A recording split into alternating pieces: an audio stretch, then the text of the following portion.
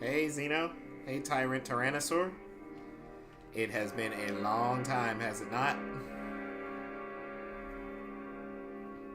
Let me see if my other channels are streaming as well, because my personal channel acted like it was being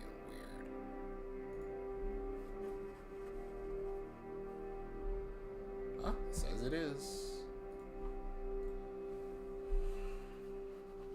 How y'all doing?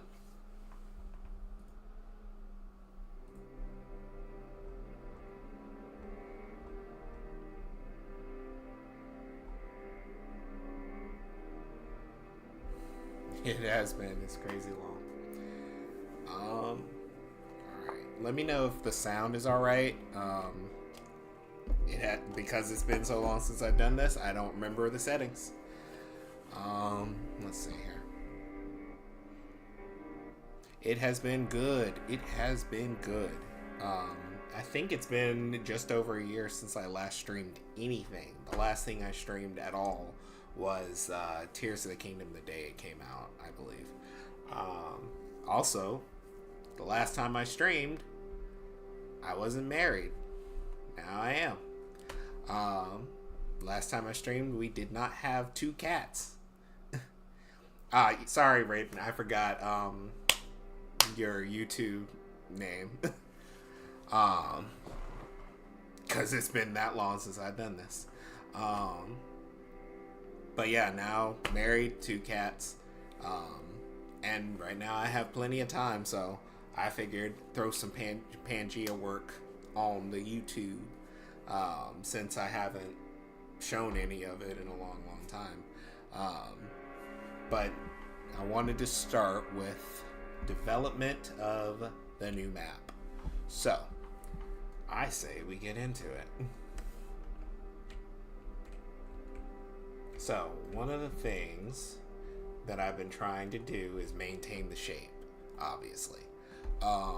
So, one of the first things I think I'm going to do is export this mesh from Blender with the outline, because what I haven't gauged entirely just yet is the size of this map. I do want it to be slightly... I know I want it to be bigger than the original Pangea Major, but I can't decide between a little bigger and a lot bigger. Because, let's just put it this way, the way I was handling developing the map for Pangea Major was not the best. For a world like this, that doesn't have a crazy amount of detail everywhere, having all those sub-levels wasn't really easy to manage for me. And I've kind of demonstrated this in my development of my other game, Ecclesia, is that keeping the entire landscape mesh in the persistent level, the main level, is totally workable for a large open world for what I'm doing. And it's easier for me to pop into a level and start developing that way. So what I'm going to do is first export this mesh to give myself just a general idea of the size and layout of the world that I'm trying to recreate, because it's going to be a little more accurately Pangea shaped, but I want to make sure I don't just, plug this in as a height map and then spit it back out and be like, oh yeah, there we go, we got a map and it's flat like this. Like, absolutely no way would I take this and make this the entire map shape, but it might serve very well as the default shape for the map. So, I'm going to go ahead and export this. I think I'll start with this shape. That's fine. Maybe I could push those down before I do the full export. Yeah, I think I'll start with this. Let's make sure that the export is set to 3 and that everything that needs to render is rendered. So now we select objects, and here, I'll do it here.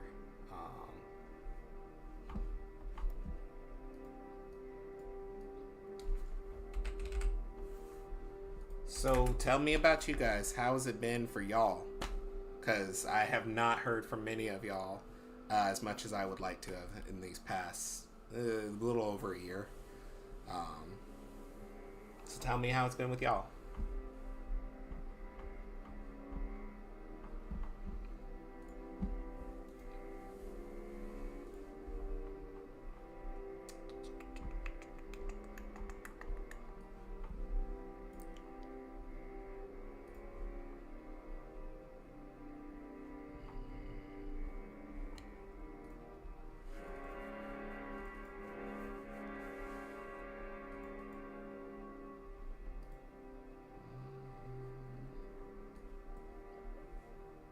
Ooh, you been doing a lot of modding, Raiden? College beating me, but besides just enjoying summer break, man, it's been so long since I've experienced a summer break. But I'm happy. I'm happy for y'all. Um, that's good. Um, what you been working on with modding for Path of Titans, if you don't mind me asking?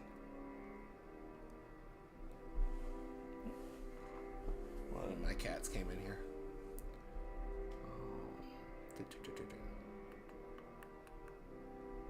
Builds. Editor.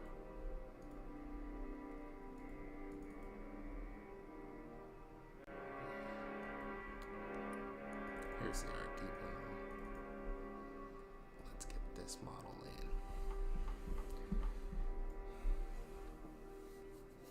Alright, we don't need any materials or anything like that on this. It's just a flat model.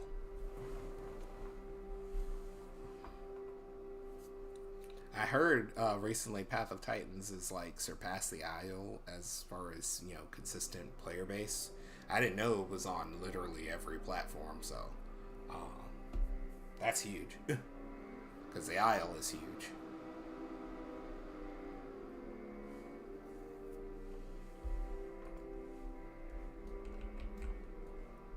Okay.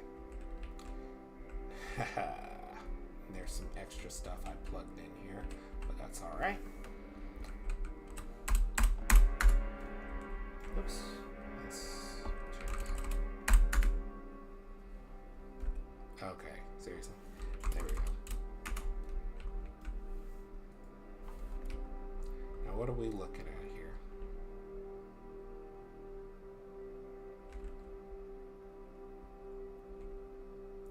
If we were to start off with this, we'd have an enormous world with very flat. What you been playing, Xena? A very flat, enormous world. Okay, but the best thing to do is to test it out. So, I need to...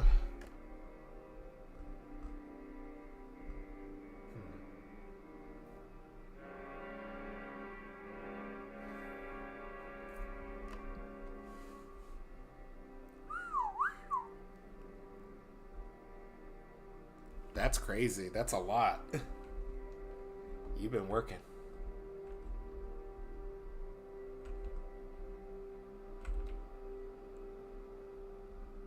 Sure. Yeah, I'd love to see it. Okay, maybe the map is a tad bit too big for this initial test. Let's take this down to like 2,500. See if we can test on this. What kind of war games?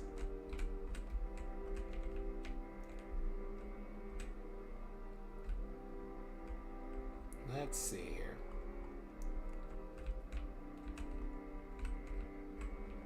If we were to place something in this spot.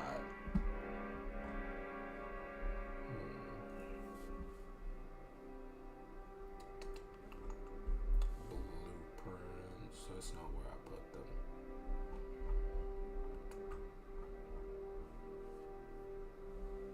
I put them in the advanced locomotion pack. Yeah.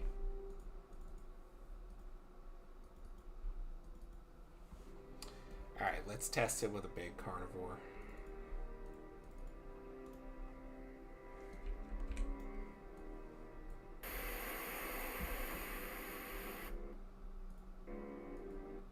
don't know what that was about. War Thunder. Not heard of it. Excuse me? What's going on with this mic? Alright. Back to it. Yeah, the scale here is too enormous. For this... Maybe the mic was turned up too high. How's the sound? Is that better? I'm not even sure where that's coming from. Let's turn this audio off.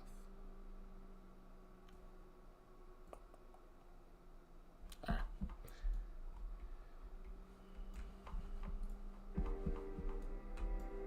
So what I want to do is get rid of this controller class real quick. Just so I can manage the game. Well, actually, some of this stuff comes from the class selection. I want to see if I can just hop in where I am. What the heck is doing that? You know what? I'm gonna do something. Just 1 sec.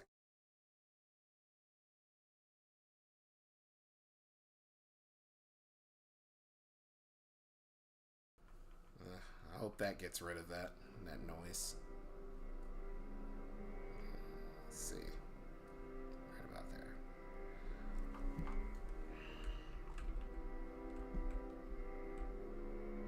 there. Alright. What I was doing is I need to possess this Tyrannosaur.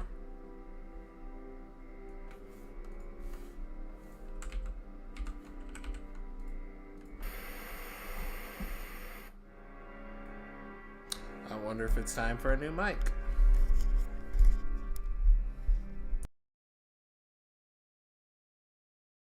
Not really being used.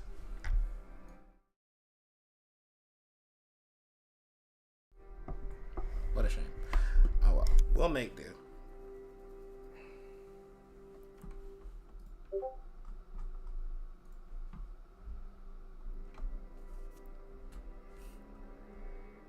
Dude, you've been killing it as always. Work is still impeccable. You hear me? Impeccable. I guess it needs to be clear. Let me try turning the mic down to here. Maybe it's too close. I don't know. I should try giving this test map some collision. Not the world material.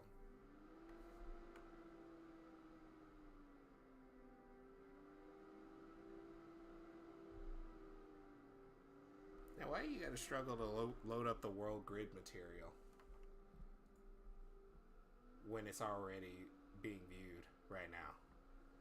Come on, Unreal, don't be a joke. Alright. We'll do complex to simple for this, which... Oh, that is a lot of triangles. Let's see. With no LODs, but that's alright.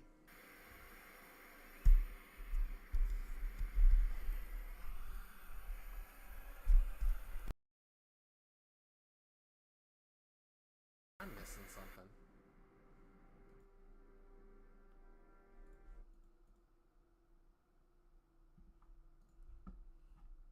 Anybody remember the first stream? The one where there was an infinite echo for years? Okay, let me make sure nothing is actually interfering with the mic. Alright. You know what I'm really messed up about? Is my other game, Ecclesia, is so like made around being on controller that I'm struggling now playing my own games with keyboard and mouse.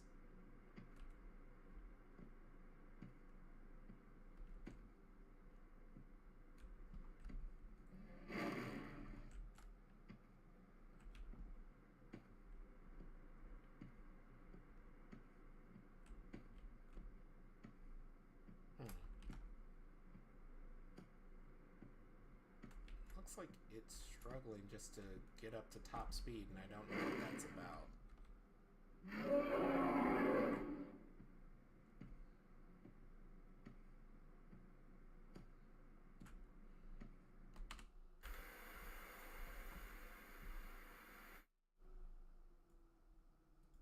Let me do some check on this.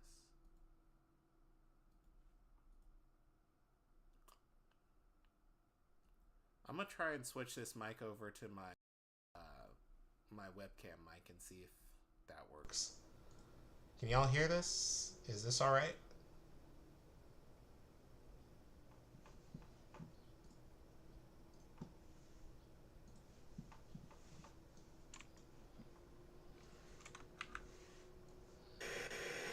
Well, it's still doing it regardless.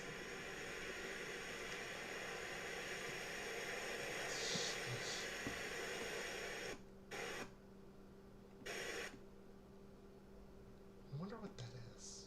Because it sounds like it's just coming through my screen, but I don't know what is making noise. Nothing has been doing that all day, so I'm a little confused.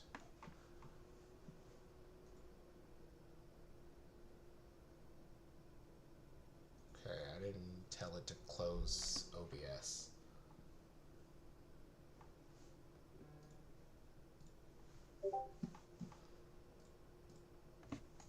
There we go.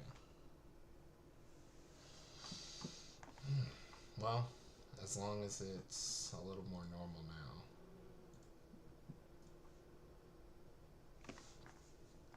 Excuse me, but why aren't you animating for this project with me? Dude, you're good at this. And that model, I'm not sure if that's a personal one or if it's for the mods, but dude, that's really good. Is this Smilodon Fatalis?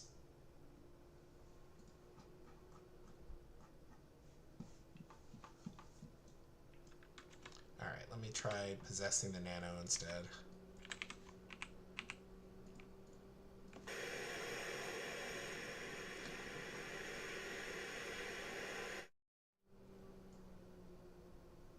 Where could this be coming from?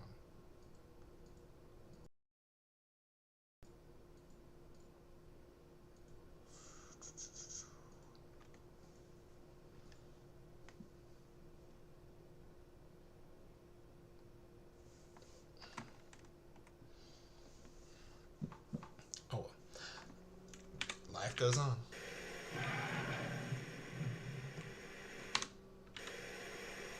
Hold up. Hold up.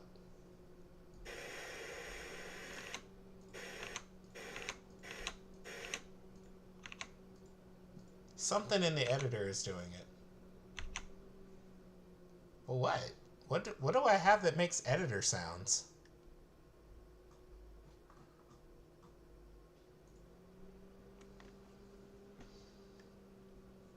Is the new map gonna have that quicksand and watering hole?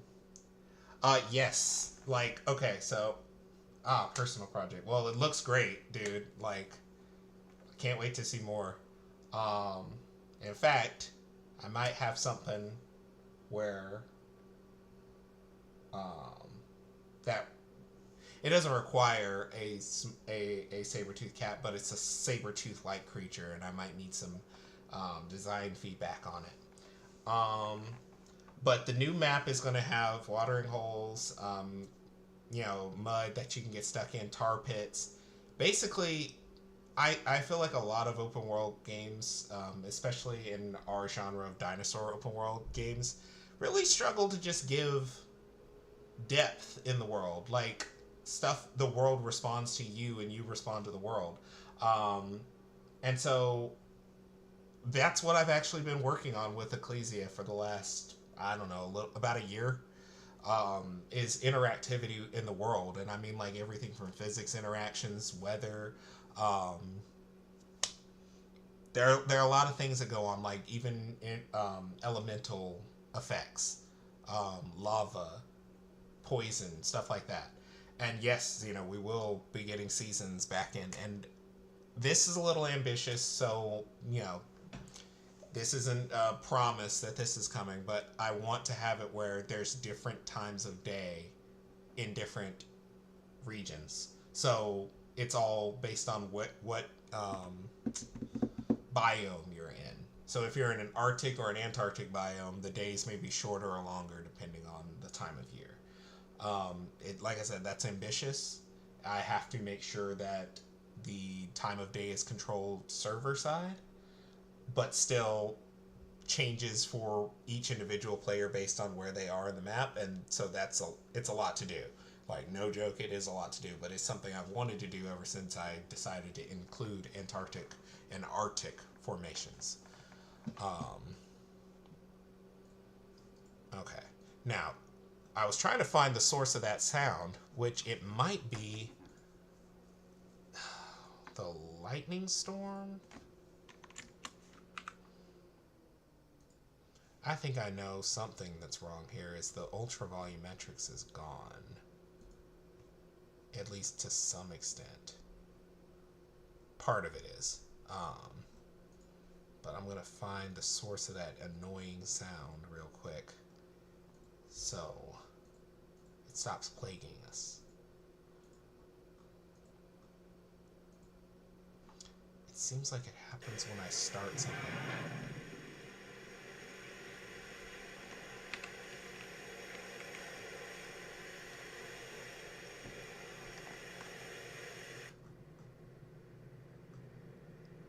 Like it might be related to the weather. Whatever it is, it's pretty weird. Oh well.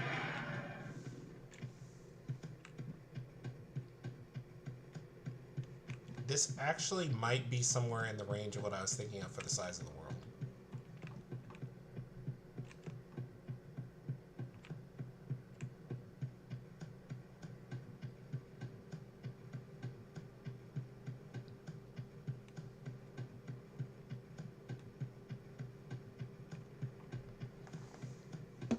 This monitor over a little, can't see the edge of the screen.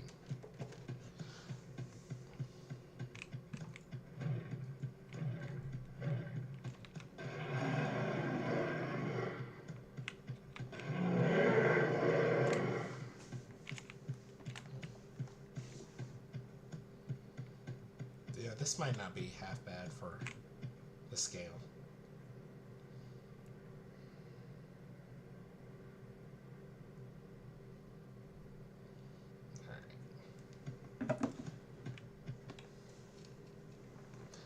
Let's get cracking. And there's that sound again.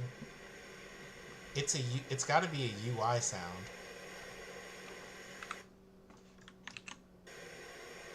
Okay. It's somehow attached to the player, which means the player has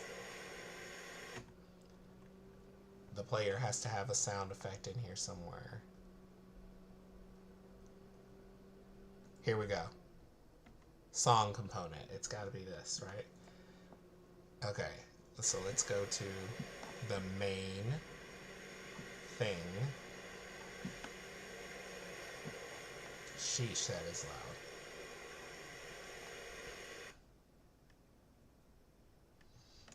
I knew something wasn't right there. Because, like, my mic was working well. Let me switch it back to the snowball one then. That should be better. Okay, so where does the sound component originate from?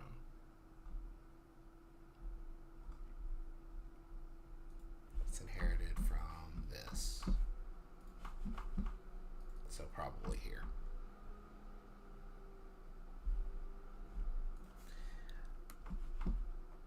Didn't change that.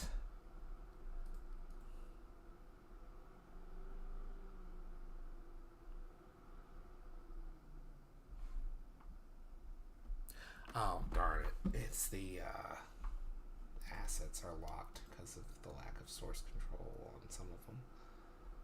Um,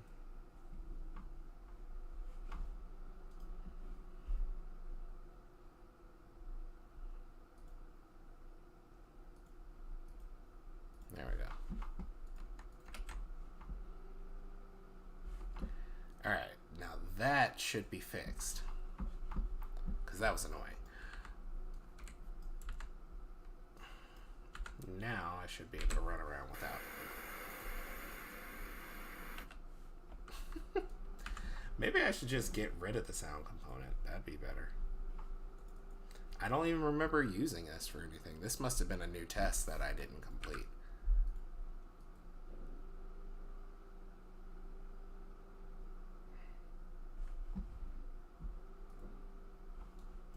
Ah, there we go. Well, instead of doing that, why don't we just destroy it in the construction script? Destroy component.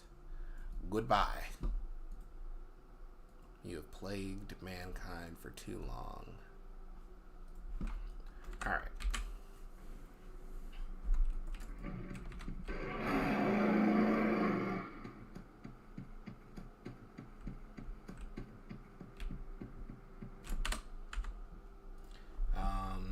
Since we're going to use this as the test, we might as well have some proper alignment collision on it.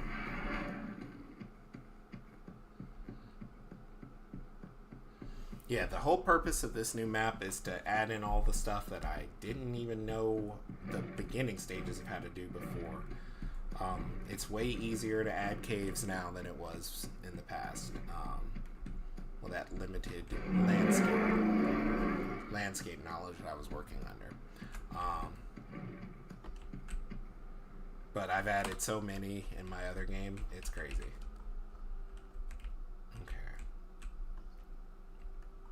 So, this scope for the world seems a little more reasonable, but maybe if comparing it to this, I could decide it could be larger.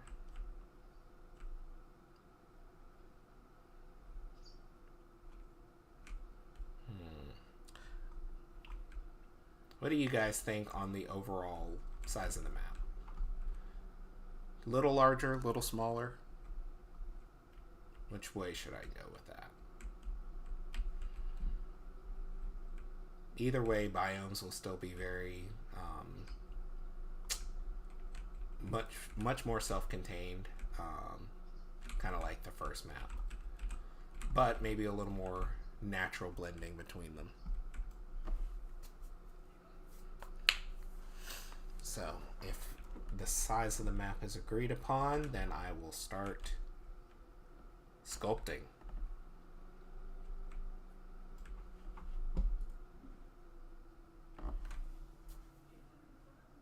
Well, the formation count is going to be about the same, maybe one or two more additions, but it would be in the, if it was on the other map, it would just be, you know, cutting out a space within an existing formation to make another one. So, I think this size of the map works. I want to compare it to something else again and just make sure.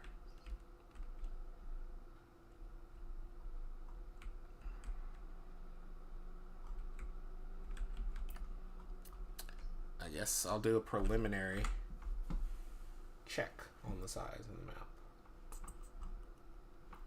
Okay.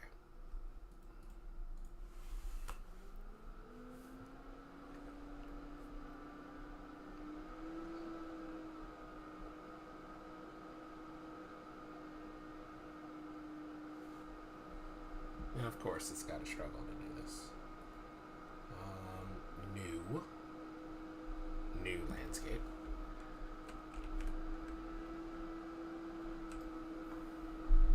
Okay, so we did the smallest one, or one of the smallest defaults for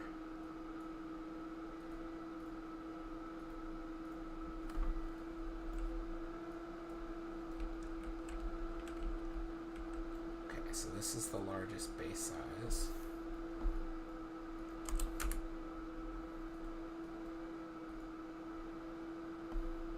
Let's see, 400 would still be too small.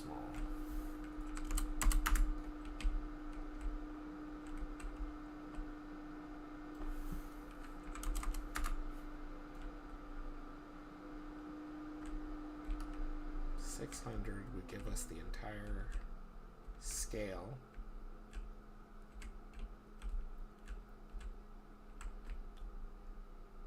of this map. Bigger doesn't sound bad. All right, you asked for it. We're gonna do 800 and then scale this up so that it's on the z-axis 4 times taller. And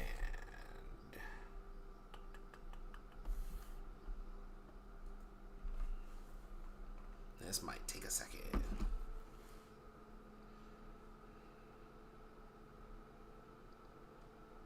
Definitely got to get rid of the other one though, just to make sure everything loads the best way it can.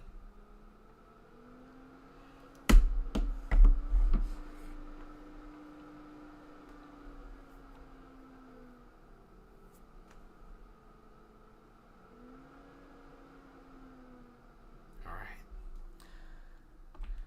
So we're getting rid of the other landscape.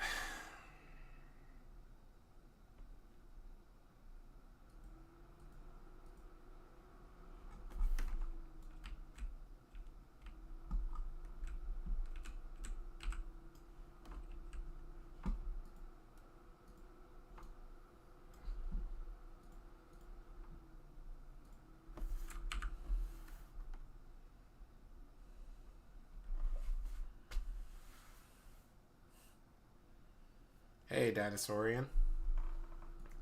Glad you could be here.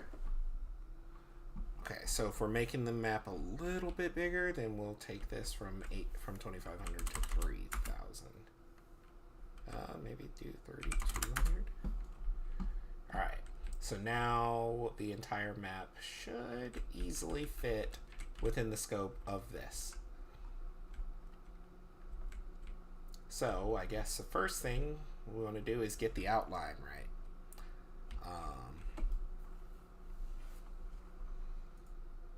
I want to get rid of some of this heavy stuff that has a big impact on the engine when you're trying to work.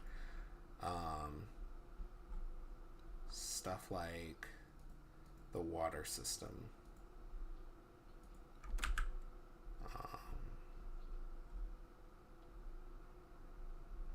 Let me make sure I did not do this with edit layers because I would be hurt.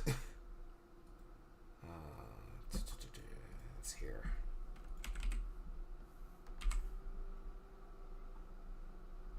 Nope, it's here.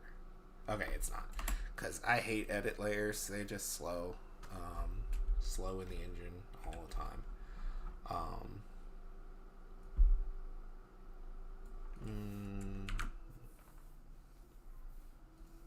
We only need one of these right now. No need for physics calculation. Alright. Oops. They got all these sub-levels in here. Let's remove them. I forgot when you're not doing, what is it? World composition streaming. That the sub-levels you add in can be anywhere in the whole project. It doesn't matter if they're in a different directory.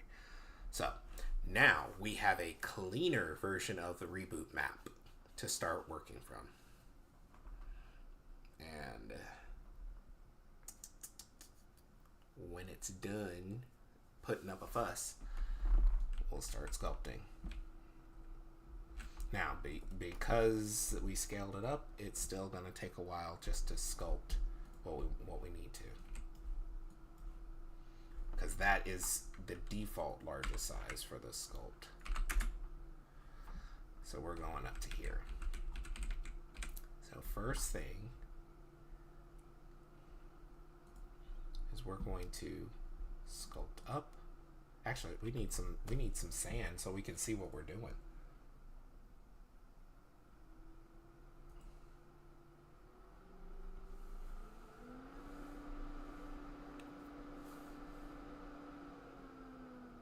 I guess this one's going to take a while too.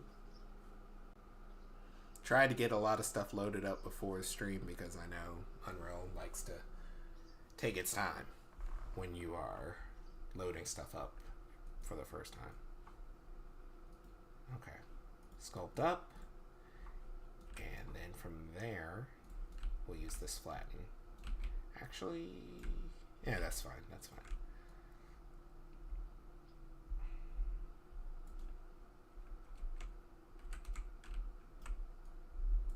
Let's make sure that this is small.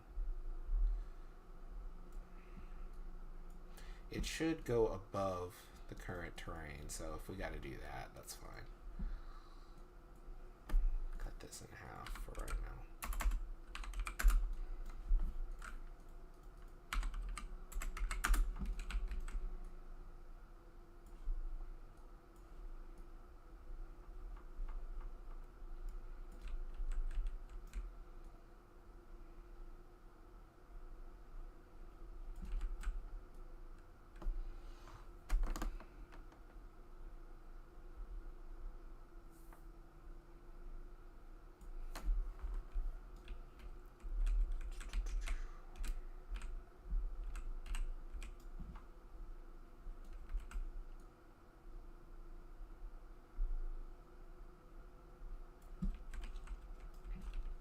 I wonder if I should have chosen a different material or a different layer, because the sand doesn't really have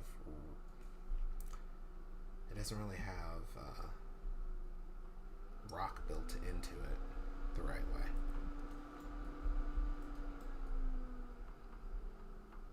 But neither does this. Garbo. Hot Garbo. Alright. It's fine, as long as I paint out the outside layer first, so I can see what I'm doing.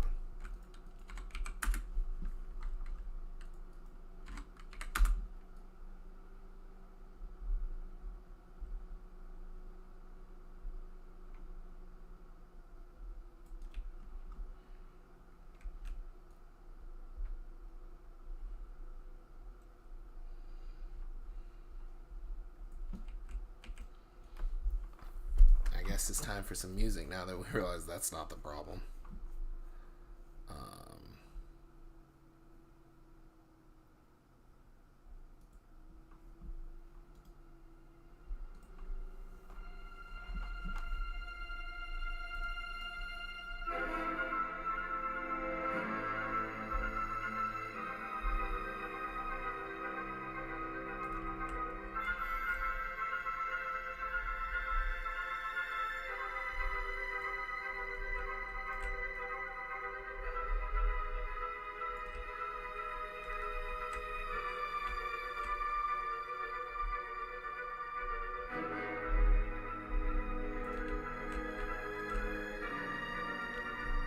Hi, Frankie. One of my cats. She just jumps up and starts clawing my leg and can't let go.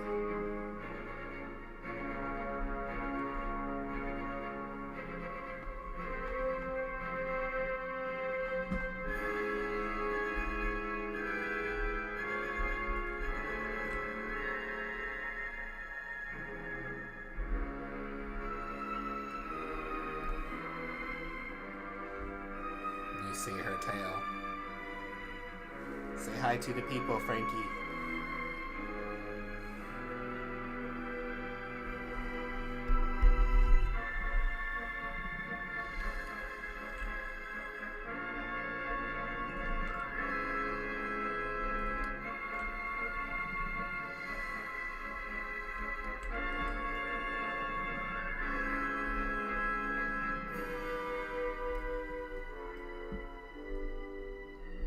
Also some offshore islands, and I don't mean like the two I added before. I mean like this.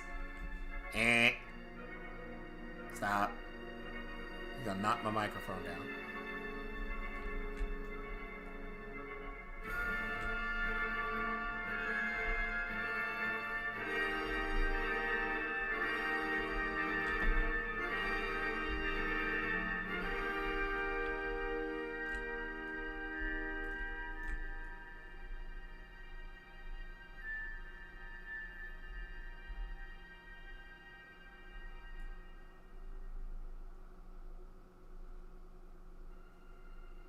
Probably some insular dwarfism of species nearby. Um, Lots of that. If it's really close to the coast, then it'll be just the same creatures. But if it's really a little bit off, like a decent swim, then I'm gonna make some dwarf versions of the species we have. Which means I have to program that into the AI to account for the animal's total size in its estimations. For like power, stuff like that.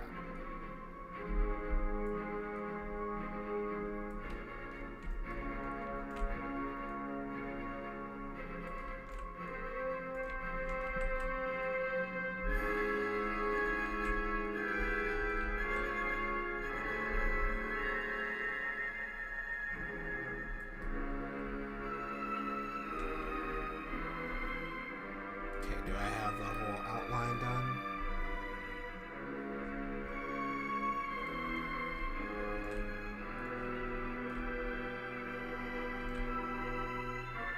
Let's do it out to here.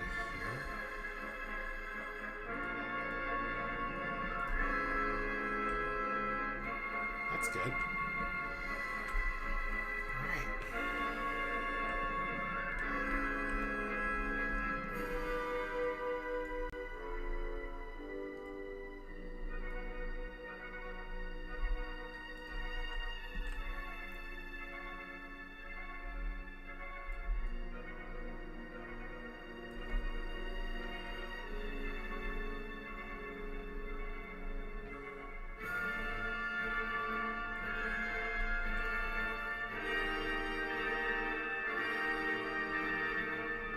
I also have some other techniques I've learned from my other game about optimizing large open worlds. So, I hope to employ those here too. It may take some time to implement them all just because there's a lot of modeling legwork to do. But it's so worth it to have a world that blends together more, has more features, has heights and depths. Also, the other world layers have to go here too, so I have to consider optimization in that fact just because there's going to be another landscape like this one below it. So I don't know how many of you got to play in the test Underworld, because I know it never launched publicly, but I don't know how many in the stream right now have played that dev branch version. But the test Underworld is like, if the map is this big, the test Underworld is like this little square up here. Like it's a very small region that's just kind of locked to one part of the map, and I want to do it where it is the Underworld is the entire size of the overworld. So the only way to do that without destroying PCs is I have to implement these techniques I've been using for my other open world game, which does have underworld areas too. Although the underworld areas came first in this game, they haven't been as widely developed.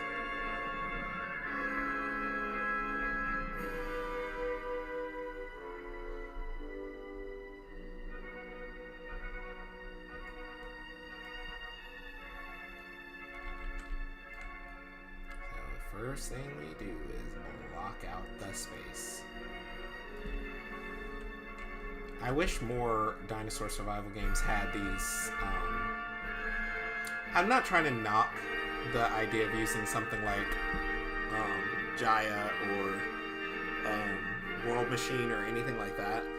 I just wish more of them had these kinds of world designs where there were, it wasn't just thrown into an algorithm and spat out as a map, but really just like plan out every aspect of the shape of the map.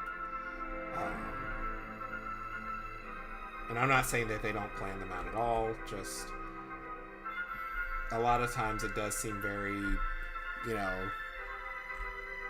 too real sometimes. Like, oh, this is how this kind of landscape would look, and it's like, but why don't you cram in some more creative stuff in a smaller area rather than worrying about, you know, too many biomes too close to each other or something like that. And that's why this island has always been like a man-made island in the lore of Pangea. It's because I wanted the creative freedom to just do something different without worrying about, hey, why would an island experience different times of day? It's like, who cares? It's a microcosm of the world. It's just what I was doing with this.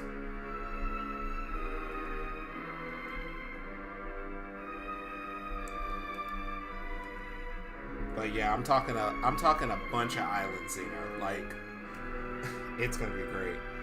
And for our swimmers in the roster, which we have a good deal of swimmers in the roster. Oh yeah.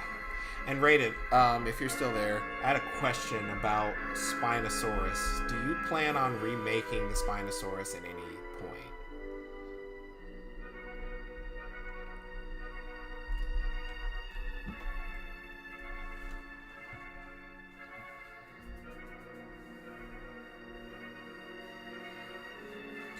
Yeah, I kind of broke it, and I only just now recognize that I broke it. I mean, it's nothing like crazy broken. It's just I scaled down the teeth to 0, thinking I was on a shape key, and I was actually on a vertex group, and so I have no way of getting the teeth back to normal. So I've kind of just lost the teeth. I'm going to have to re-import them from the base model and scale them up and all things to the rig and everything like that. Not something crazy, but it just made me go, maybe the Spino could just use a rework.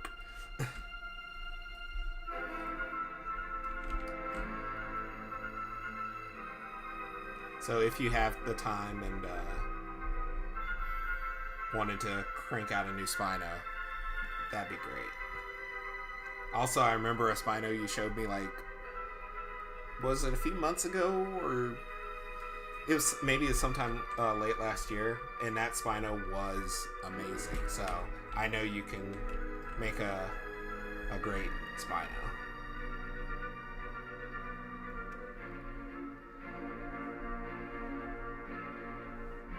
I believe that was for a commission or something, and yeah, it was just great.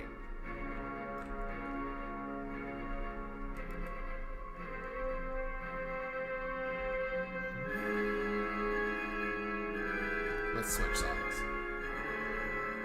Which one is it? Spirits of the Ice Forest is my favorite. Yeah.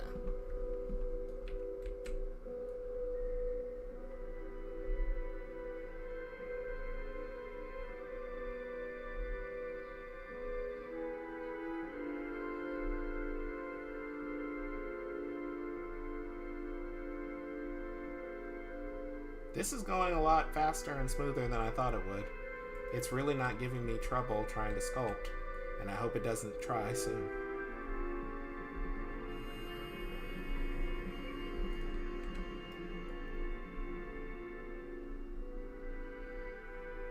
I know I'm mostly doing the blocking out, but sometimes you sculpt the landscape and it just gets volatile.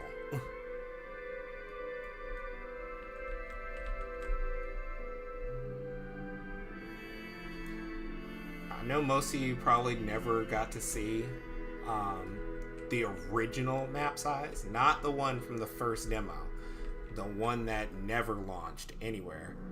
But that map was atrocious. I don't know how I loaded it on this PC. I'm telling you, the size of Australia in that map was bigger than Pangea Major. It was insane. But I was never going to be able to manage something like that with the way that I was developing it. It was too much.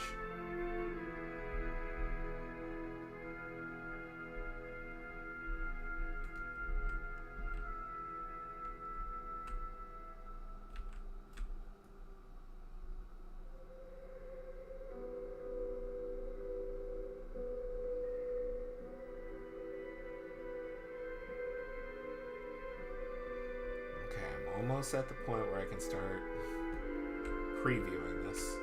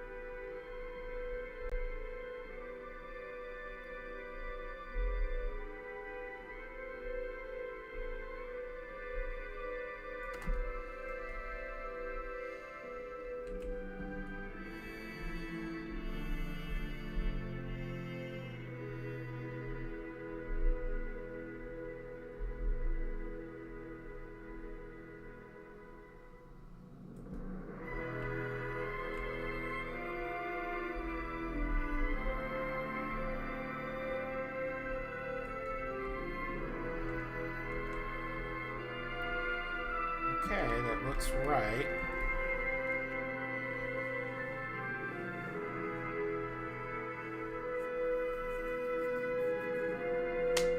So now I need some water, which I have some version of right here.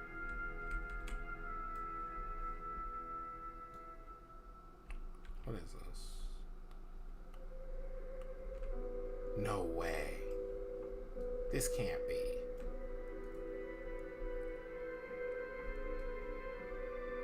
This can't be the one I used for Pangea Major. That would mean this map is way bigger than I'm thinking it is. This can't be. It must be scaled down some kind of way. Yeah, I can't wait to test it either. It's gonna be crazy. Okay. I want to check this out, but Pangea Major is not going to load quickly. But this mesh, the holes in it are supposed to correspond to the shape of Pangea Major so that you can go under the terrain without clipping through the water. And it's looking almost like... I have to check and be sure, but it looks like...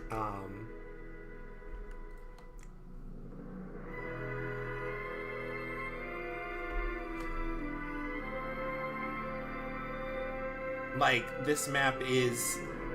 I mean, how much bigger even is this? Like, 10 times?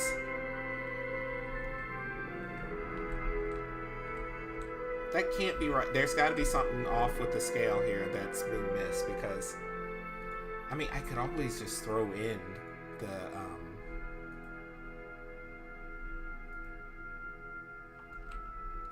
Okay, it might be half size.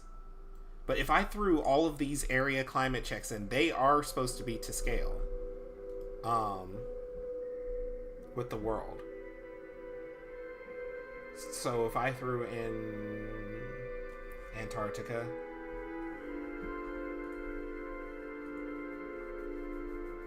Why is it saying Candeleros? Oh, because you gotta set it. When you drop it in the world.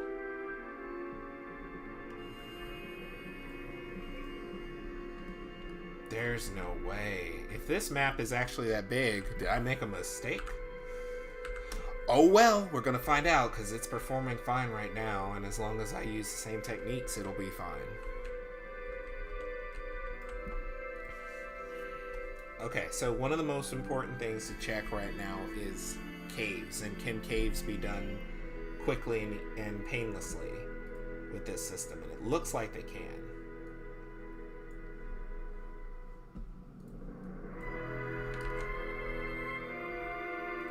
There we go. I mean, it's sculpting pretty smoothly for all that's going on here, so now that I've done that, I just want to cut a hole into it.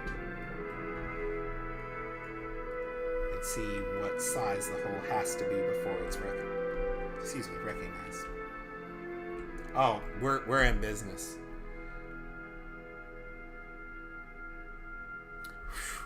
It seems like it is. Like, no joke, Pangea Major felt small. Like, I mean, obviously it's the smallest version of the Pangea map that I've done. But when you look across it from, like, end to end, there's a crazy amount of distance between you and a major landmark. So, if this is the size that it's seeming to be, this map is going to be, like, enormous. I'm gonna test it with a Tyrannosaur just to make sure.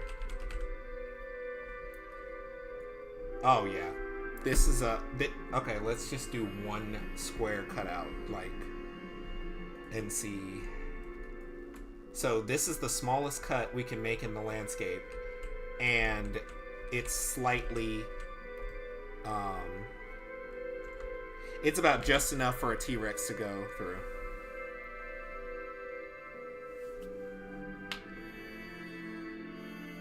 Oops, I did not set the possessable.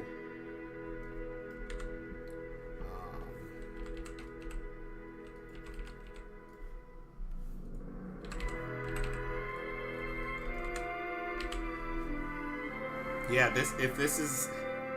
Alright, what's up? If this is what it is, this map is going to be insane. I wonder if I'm outside of the world's bounds system. Like, I'm too far for it to work.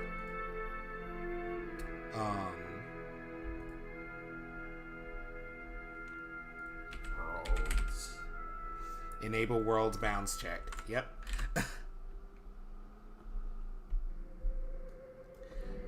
I mean, you severely doubt Raiden's ability to go to each formation and destroy everything. Okay, let's see this. How do I call the spectator cam in this again? Did I leave it at 0? Yes.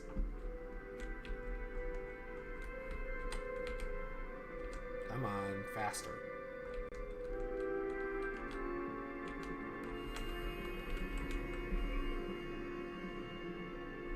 I mean, this is looking crazy. This is looking crazy.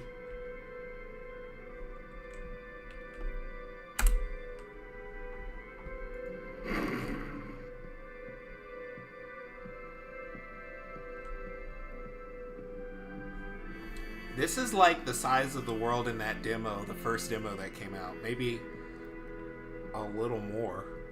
And this is with almost no verticality added to it. The world's gonna feel insane.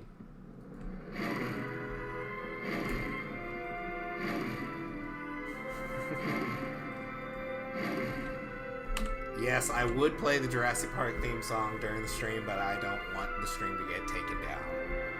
Like, it was fun when you could just stream and just stream for streaming's sake, but everything's monetized now or something, and so you can get a strike. I ain't trying to get a strike, so. Alright. What was I about to do?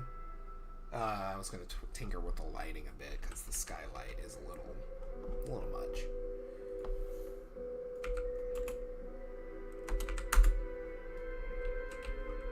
That'll be better.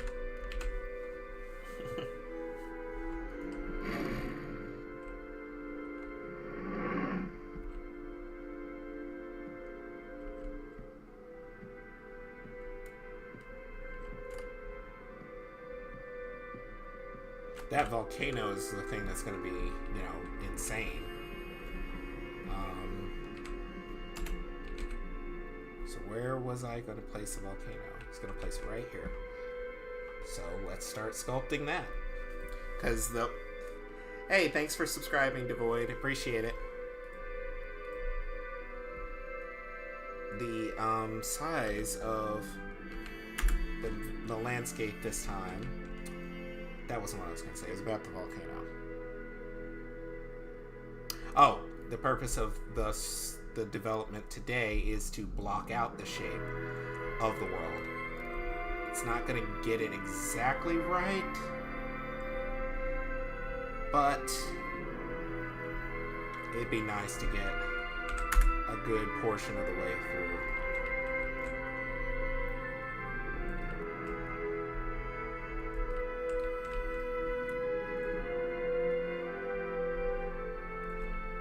And this volcano is probably going to end up being a mesh anyway, so blocking out its shape in the landscape, just fine.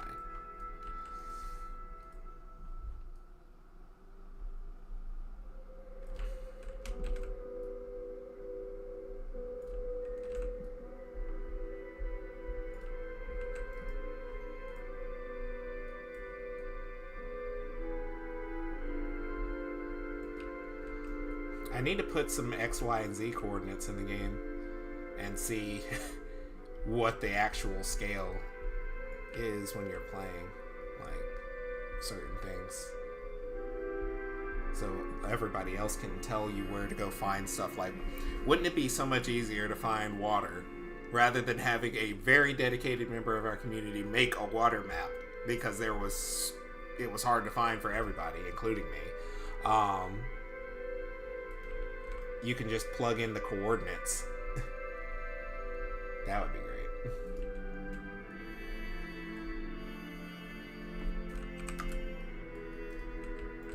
I think I'm gonna do it like this.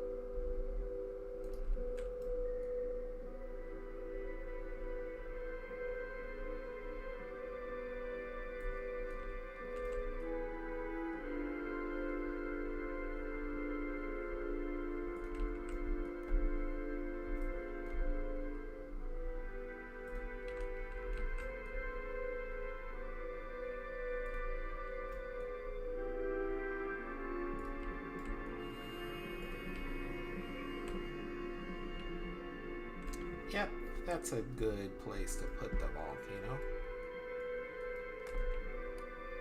And we just leave that shape there.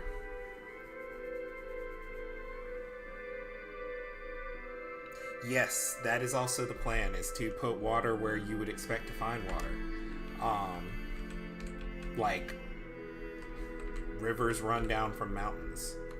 So very, very important to... The heck happened to that hole I cut in the landscape? Oh well, it's gone forever, I guess.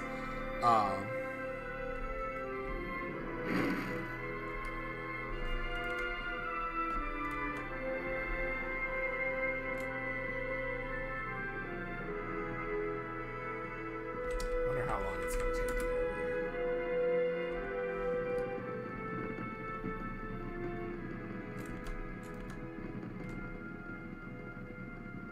Yeah. That volcano is crazy. This map is about to be insane. It's gonna take a while just to finish it. If I were to check the height on this, the maximum height of the volcano, which is actually over here,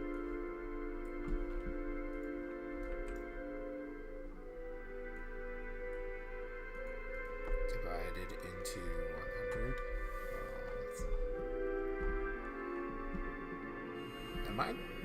Am I insane?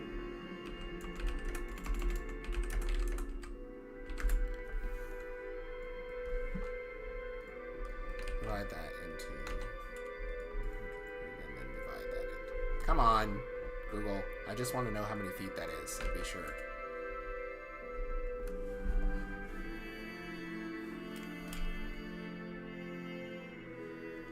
Okay, now let's convert it in meters and be sure. Do you want to know how tall this mountain is? Are we able to donate in the stream? Actually, I don't have that set up. Look. if enough people want to give, I'm gonna open up the offering line. You understand? Um, you guys want to know how tall this volcano is? In feet, it is 11,000 feet tall. Insane. In meters, it is. Oh, let me go back to meters. It is 3,369 meters. Boom! It's insane. Like, I don't think we have anything near this height in Pangea. In fact, to give you some more context, my other game has a bunch of sky islands in it like Pangea is about to have. There's not a single part of the landscape that goes above 600 meters. What's the biggest mountain right now? It's Everest, which is about 31,000 feet? So, we're nowhere near Everest height, but I don't think many volcanoes actually get to this height in real life. Maybe, like, Mount St. Helens, Mount Kilimanjaro, I think. But, yeah. This is an insane starting height for a volcano. And, I can post an image for those in the Discord, showing where my volcanoes started in my last project and where they're going, like where they've already gotten to. Because once I honed in on working on the volcano, it was crazy. So let me just find an image real quick and show y'all.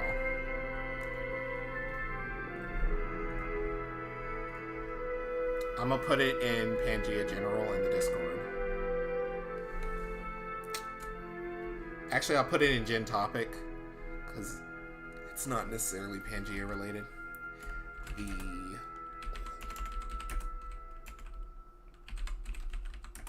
versus the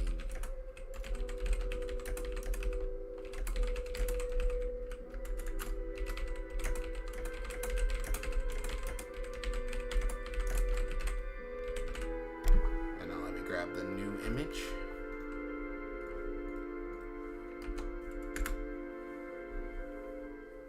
So I posted it in Gen Topic for anybody who wants to see. Thank you, Devoid. I appreciate it. I'd love some more subscribers. But yeah, so if you want to know where the volcano is headed, it's in the Discord.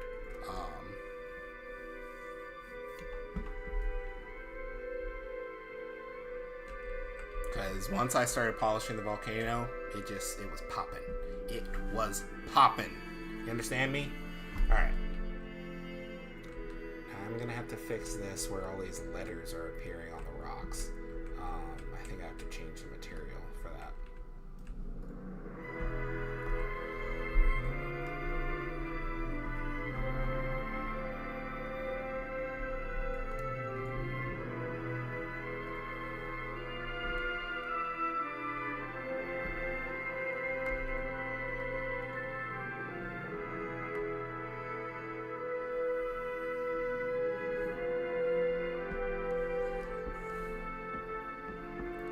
I appreciate it, Devoid.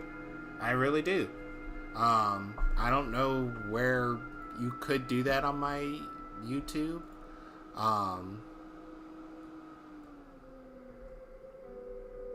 And I'm not sure which channel you're on, if you're on Pangea's channel or on my personal channel. But hey, yeah, if you want to, I guess I could give my cash app or something, because I don't think I have anything set up for my YouTube to receive donations. Setting modifications.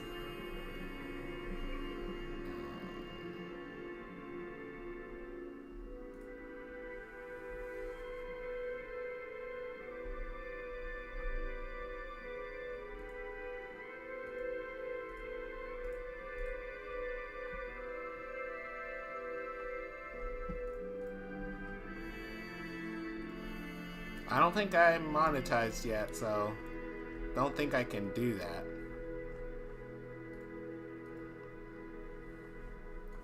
How's about a Cash App instead if you got that?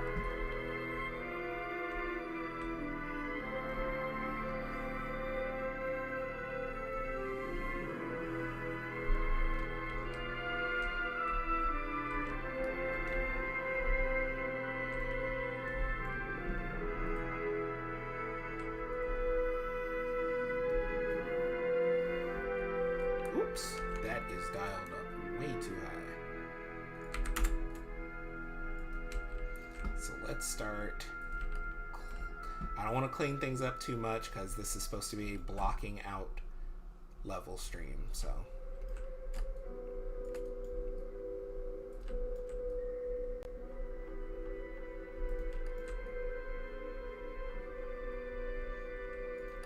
And even the volcano itself, like the actual terrain portion, is really just a block out because the meshes are going to be doing most of the work for this.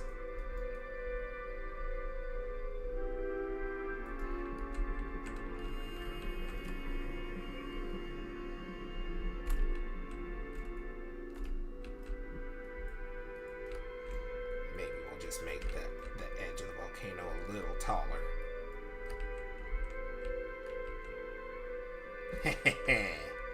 Okay, now it's probably like 12,000 feet. I'm insane. Alright.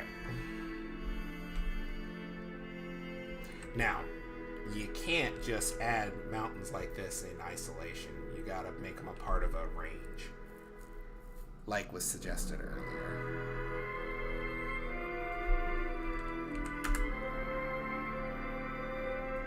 Let's change the brush.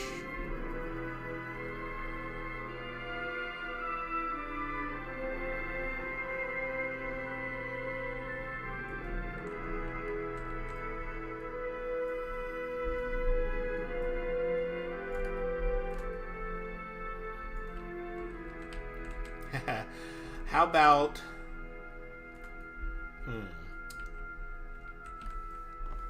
what's a prehistoric word we can use for it?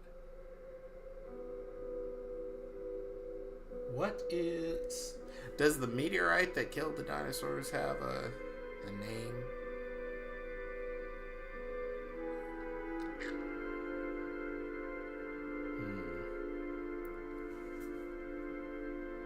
We'll figure that one out.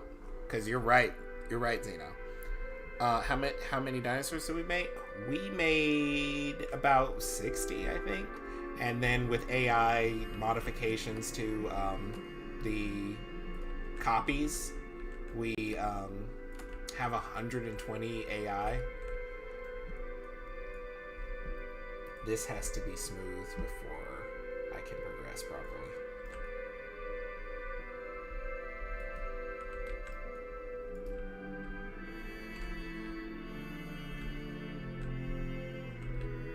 Okay, so I still want the North American formations to be highlands. So let's put them right about here to here range. So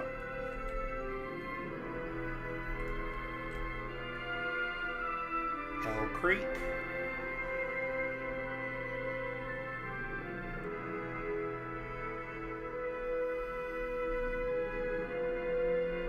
The boundaries of certain formations are, at this point, clearly going to change. Let's do Dinosaur Provincial Park, which I believe is the highest formation in the other map. Like, the highest average altitude.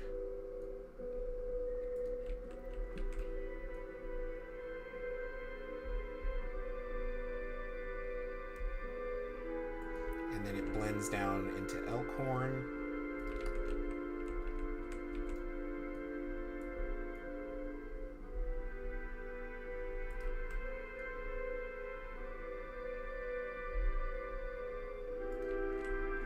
I'm gonna keep these big chasms in between them. Yes, I actually created the whole, like, Unreal Engine side version of the game. Raiden makes most of the dinosaurs. We also have Sadetch, who makes the other dinosaurs. And she's also made some animations for the project too. We have a music composer. Wait. Not music. Sound designer. Music composer was for something else. Yeah, so much of this in Unreal is just me taking the time over the years to just carefully craft all the stuff that went into the game. So that's Elkhorn. That's Dinosaur Provincial Park. This is Cloverly, which is higher up than Hell Creek, but not as high up as Dinosaur Provincial Park. So I am going to still try and replicate a lot of the look and feel of the previous map, just because of familiarity. It's like, it's a different version of the map, but it's supposed to be the same implications, just better. Maybe a little lower than that. It does not need to match Dinosaur Provincial Park.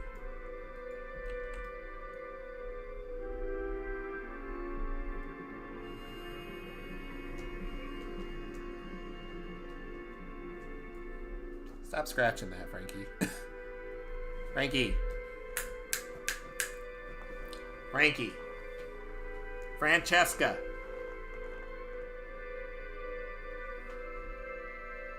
You got a whole scratch post. You shared your channel with your Discord server? Well, thank you. I appreciate it. I really do. Frankie, stop biting it. Frankie. Are you stuck? Frankie gets stuck on stuff. She claws stuff and then she can't get free. Come on, let it go. Okay. Well, I appreciate you doing that. I'm gonna, I plan to stream a lot more, especially before Pangea's 4th anniversary, which is August 20th. So I'm trying to get, obviously I'm just going to go ahead and say it, I'm trying to get all this stuff out for the 4th anniversary. So, even if it's not done, like, get trailers, get gameplay showcases, get demos, for the QA team. So that way, at least around that time frame, people are actually, able to experience the new Pangea. Because there was a lot of stuff I wanted to do in the prior version of the game, and I was running into a lot of deadline issues with a lot of other stuff. Oh my gosh, I'm thinking about this now. The formations are gonna be huge. Like, it's not, I mean, obviously, you're making the map bigger, the formations are gonna be bigger, but just think about some of them, like Kim Kim, which was a nightmare to cross if you were not well equipped for Kim Kim's environment. This is gonna be insane. Alright, so this is all Morrison, which obviously, given the amount of sauropods it has, is going to be one of the biggest formations. This is Prince Creek. Nemeth was huge. Like, and Australia and Antarctica ended up being just giant wastelands some of the time, because there was never enough in it. So, I mean, it got better towards the end, but the whole point of this is to make sure all of them are well developed. So, we can say these volcanoes represent the Andes Mountains.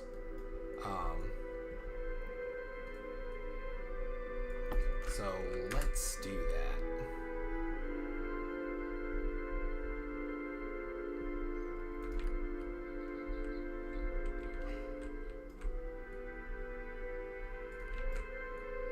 So that way, we end up developing an actual mountain range. But not just, you know, look at this jagged rocks everywhere. That's not a mountain range. Part of this is you got to bring up the whole area.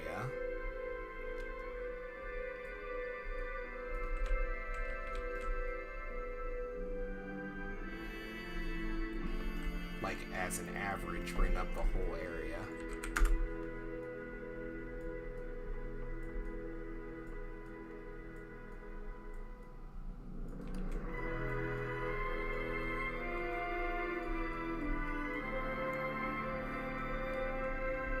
Thank you, thank you.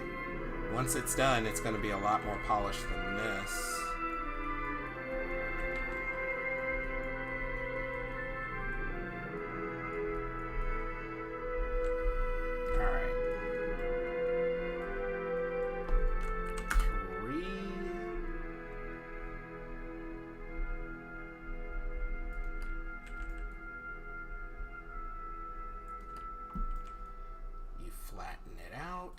Smooth it out some, and then I will work on micro details.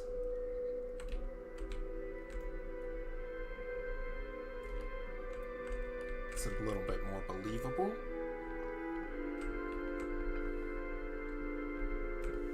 Yeah, this is going to be a long process. So there's probably going to be a lot of map work without any other work going in with it. Until both are done. Okay. Now this one's tricky. I wanted Hell Creek to have a coast. Yeah. Where is that, Rex? Way, way under here.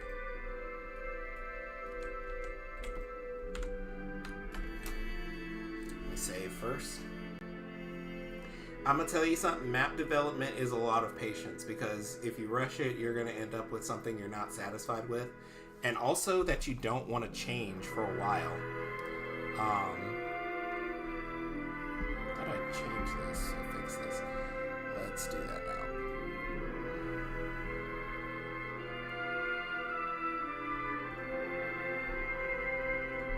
But yeah, if you take your time with map development, it's very rewarding. I only know from open world maps because I really struggle with any other type of map making.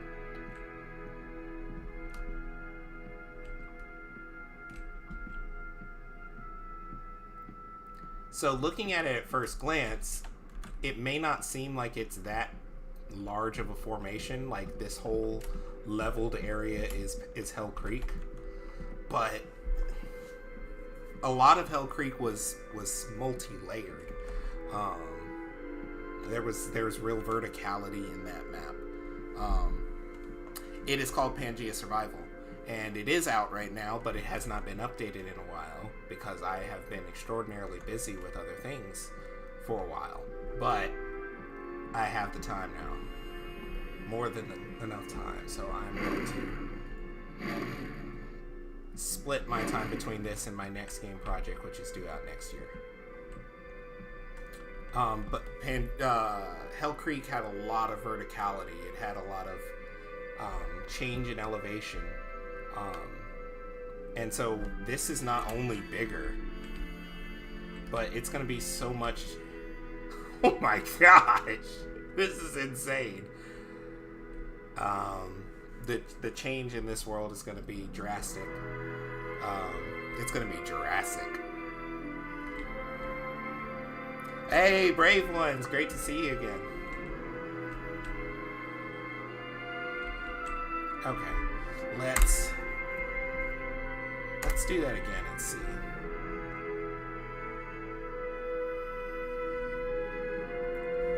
Somebody should have stopped me. Why would I think it's a good idea to make a world this gigantic again? Is it because the last time I did it, I had no skill set and was just a novice trying to make the biggest world possible, and now I actually can do it? Like, this is insane. This might be Hell Creek, and this map might be half the size of Pangea Major. It's certainly bigger than Gondwana. Certainly bigger than what was that second map I made?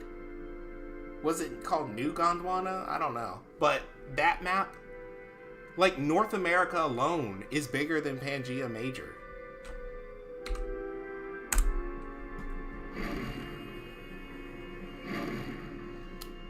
You know, you know what I need to do? I need to go ahead and put in my my speed multipliers and time multipliers because getting across this map for test purposes is going to be a nightmare if I don't put something in to facilitate it. So let's replace this. Also, I was going to redo how the flyers work because the marine animals all work on the same system as the playable dinosaurs. So I just thought it was a little weird to not have the flying dinosaur, the flying reptiles on the same system. So that is the plan. Let me find the Hatzegopteryx because I can't remember where I put it. Yeah, it's gonna be nuts trying to get across this. Oh great, another stupid song component. Why did I put this garbage in there? I still don't know. It's not like the game has this dynamic music going around, which is something I figured out how to do really well in my other game. So expect dynamic music before the launch of this new version.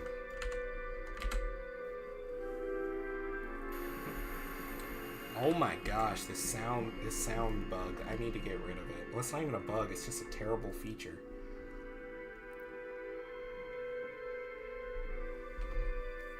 Man, I had a lot of stuff programmed for this that I forgot about.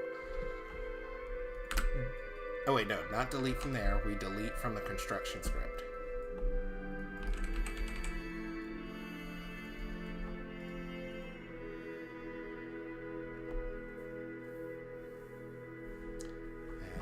Probably not going to let me save, so let me free up this asset.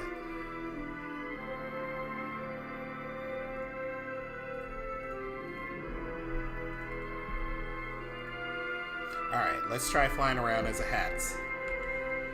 Yeah, it's going to be awesome.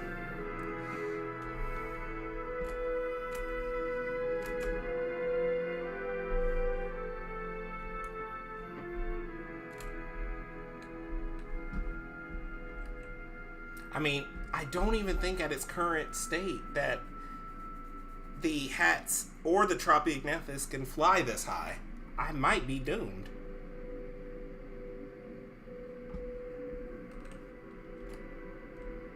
I know I increased their flying capabilities, like how high up they can go, but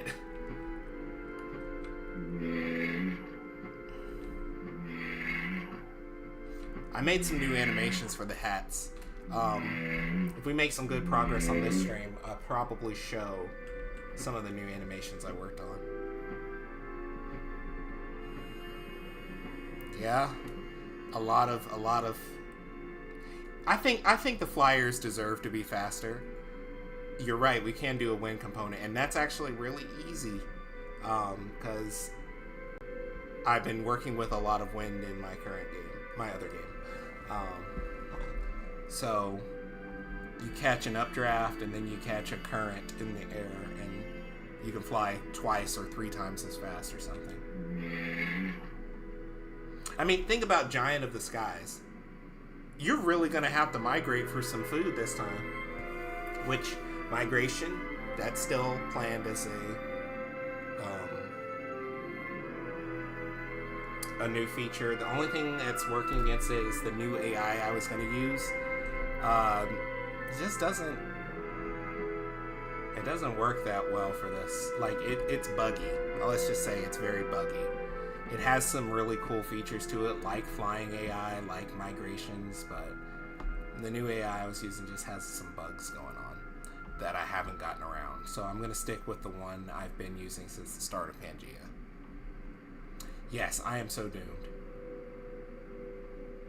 Like, everybody is doomed that would play current Pangea on this map. Everybody would be doomed. Like, the game is going to have to be rebalanced. So Raiden and Xeno, I hope y'all are ready for some tests, because they are going to have to be done. Like, I don't even have HUD right now, and I'm not sure why. Maybe it only adds when you select the hats from the menu.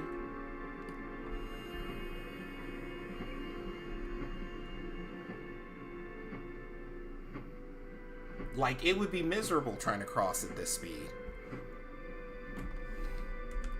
I know I'm gonna die of starvation soon, but I just want to going 20 times faster. This is what it's like.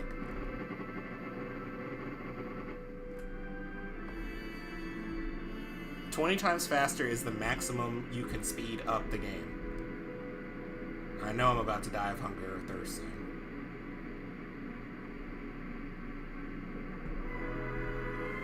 Let's see how long it takes.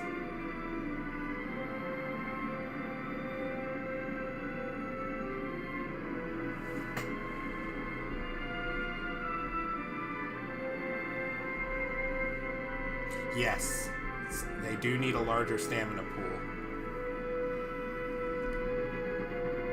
I wonder if my health is even decreasing since I started without the player controller.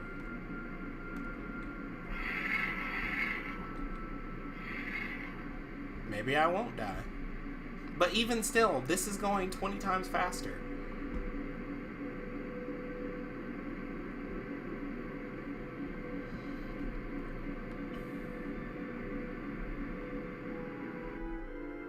Ah, I died.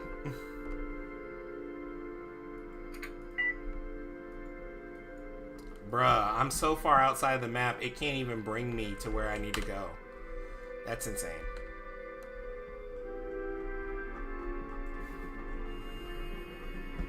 Okay.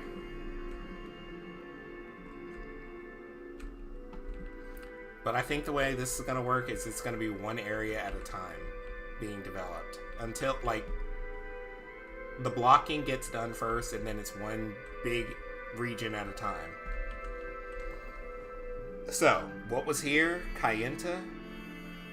So we'll do Kayenta from here to here, because ain't no way some early Jurassic creatures need that much room.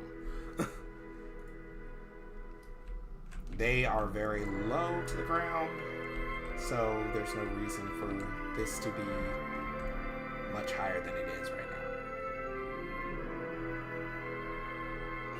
Maybe just to protect them from Kim Kim.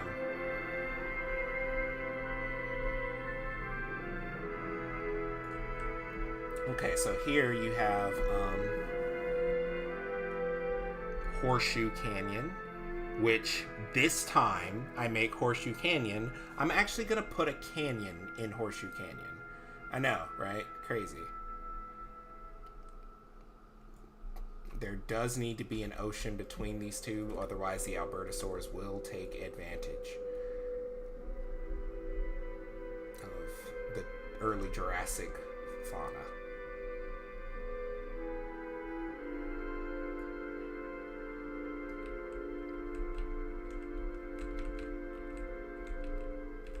What the heck's going on with this water? Fix yourself. Okay.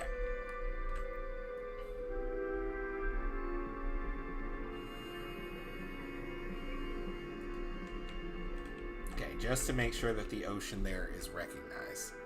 Yes, I would like for you to do that, Xeno. I appreciate that. Because I know it's somewhere on my computer, I just don't want to go look for it.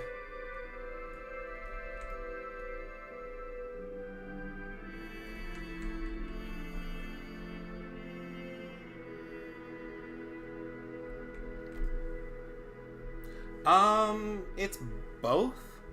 I work in the industry, the game industry.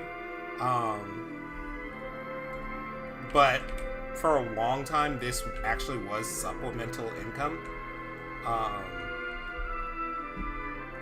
It has been less as of late because I was too busy to focus on it. But now, I ain't. Let's see about these far shadows.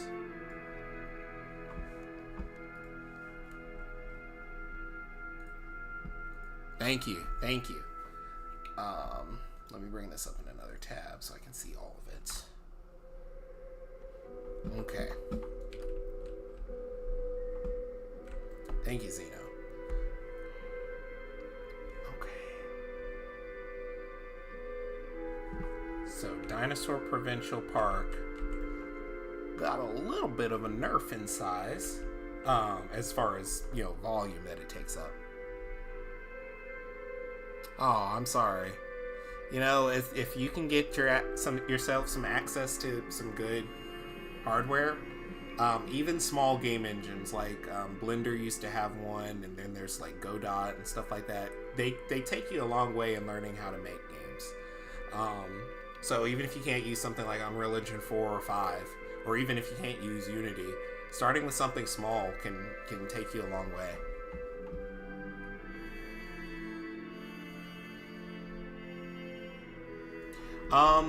The map, the quantity of dinos will be obviously way higher just because there's more space now for them. The distance between them is going to be bigger, obviously, but there's going to be so much in each formation, it's not going to feel empty. Like, we're going to have more AI, more species, and more to do everywhere. So, it's not going to be, last year's Pangea on a giant map. Like, you might legitimately spend a whole day, and I mean a whole... Hey, honey! My wife's on the stream. Hey, baby! You might legitimately spend a whole day in one formation and not have found everything in it. And I don't mean a whole day like in-game. I mean a whole day playing the game and not find everything in it.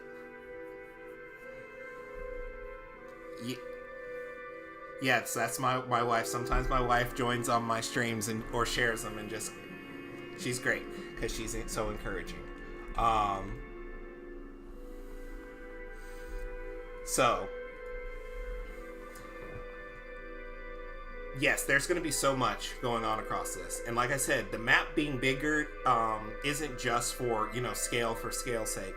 I wanted to have this immersive feeling that different formations legitimately have different weather effects, like extreme weather effects, and environmental ones. So the Arctic formations are going to have shorter day and night cycles if I can get there. Why, thank you, Devoy. Yeah, the Arctic formations are going to have shorter day and night cycles in the winter, and then longer ones in the summer. So, there's a lot more I still need to do to get this blocked out, because I'm trying to remember the elevations of all the formations. But above Horseshoe Canyon, there is Prince Creek, which is the second highest. Maybe it'll end up being the new highest formation in the map, like average elevation.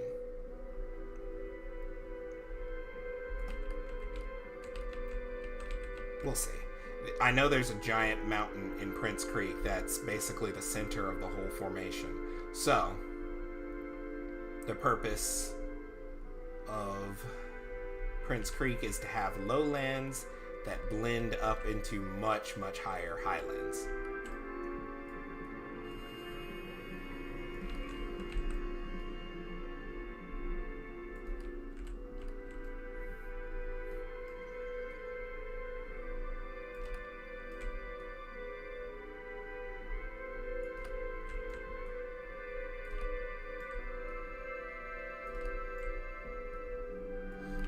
Go.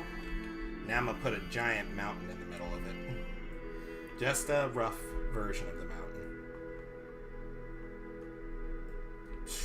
it's still too high.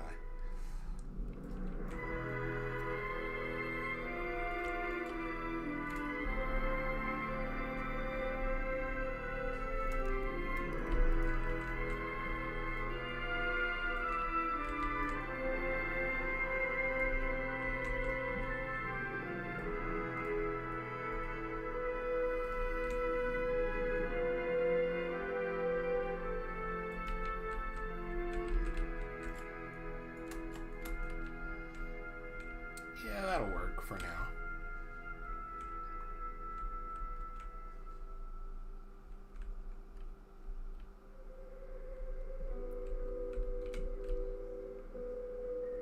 That'll work for now.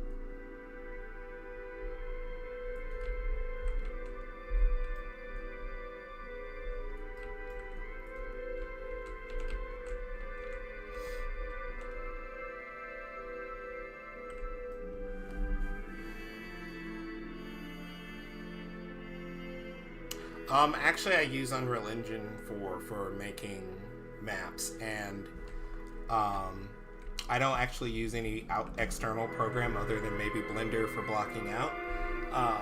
I just use the sculpting system inside the engine. Sometimes you can find a good height map that'll get you part of the way there, but for something this shape, I need it to be sculpted primarily by me. Yes, Pangea Survival is on Steam.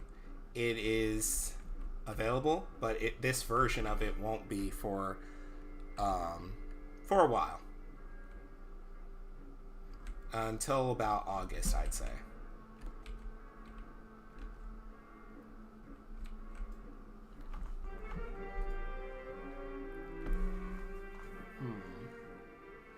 Morrison, I guess we need to do something to delineate where Morrison is.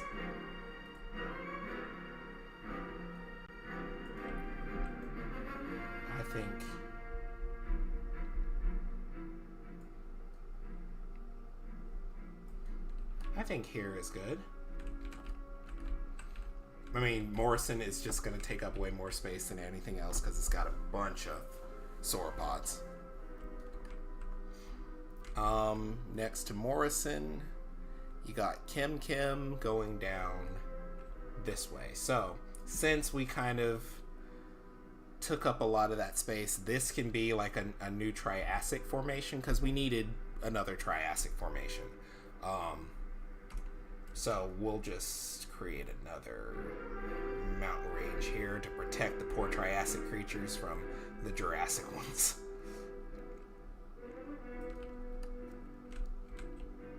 It won't be much protection, but it'll serve in some degree. Now, Kim Kim. I'd say Kim Kim can cover...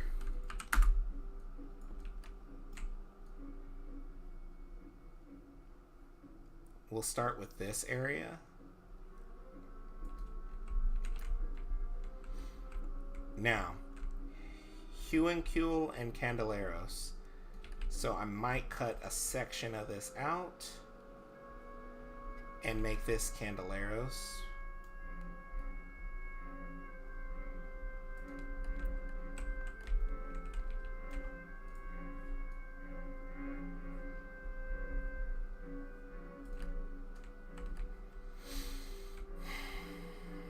We'll just make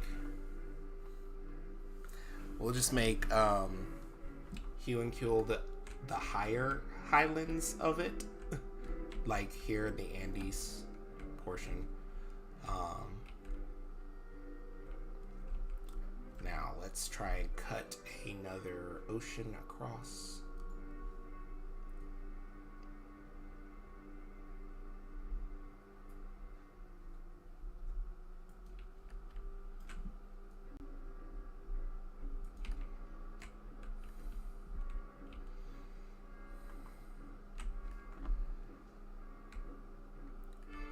yeah, I did take up some.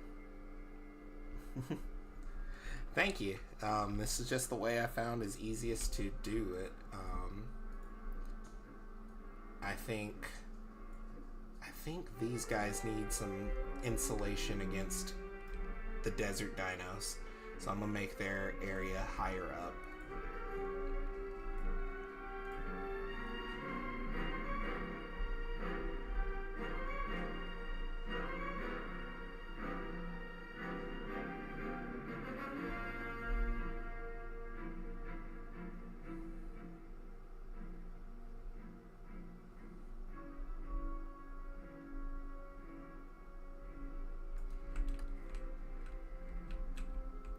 Yeah, they need to be protected against the horrors of the desert.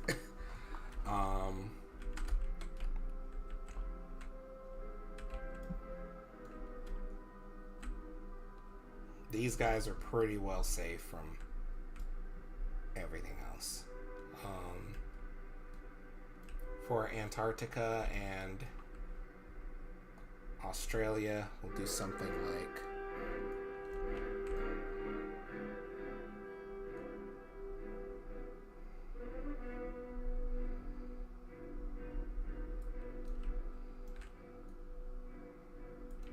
fix some of these mountain ranges.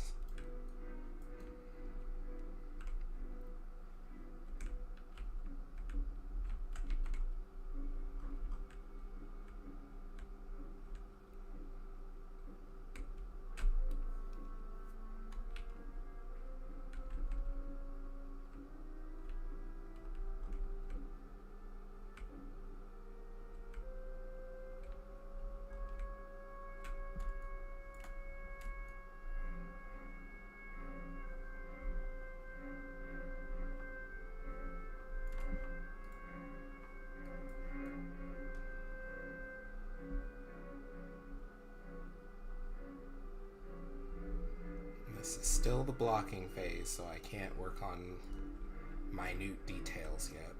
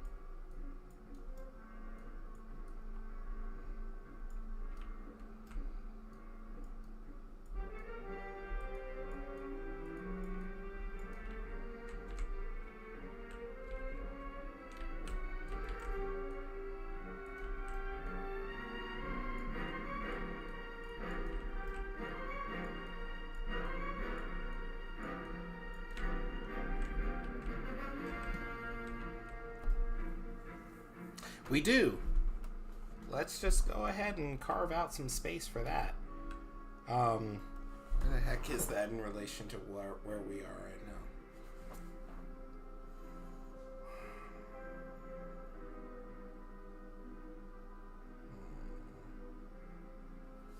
now? I guess we can throw it up here.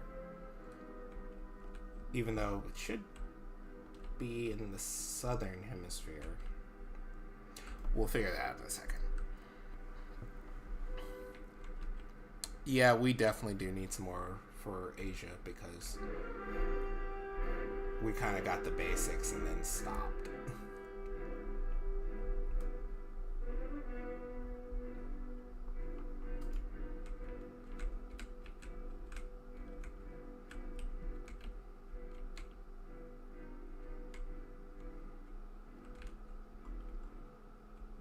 When did I start making it? Essentially, I've been making it my whole life. I've always had plans for a major dinosaur game.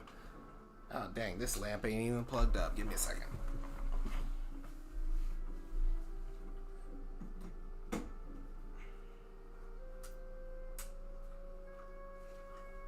we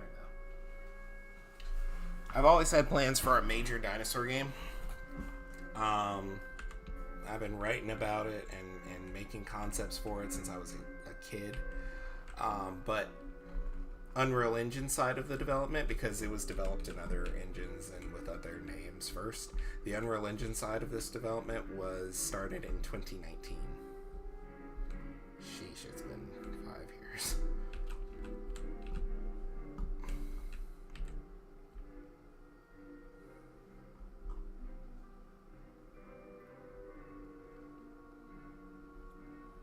(2019).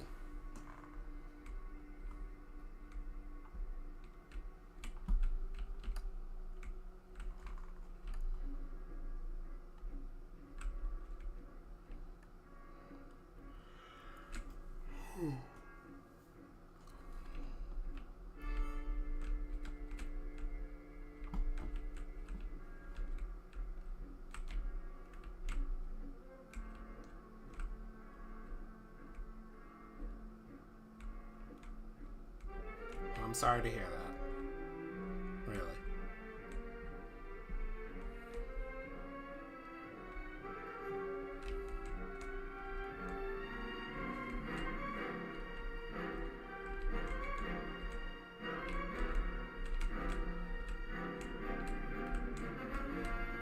Let me change something real quick.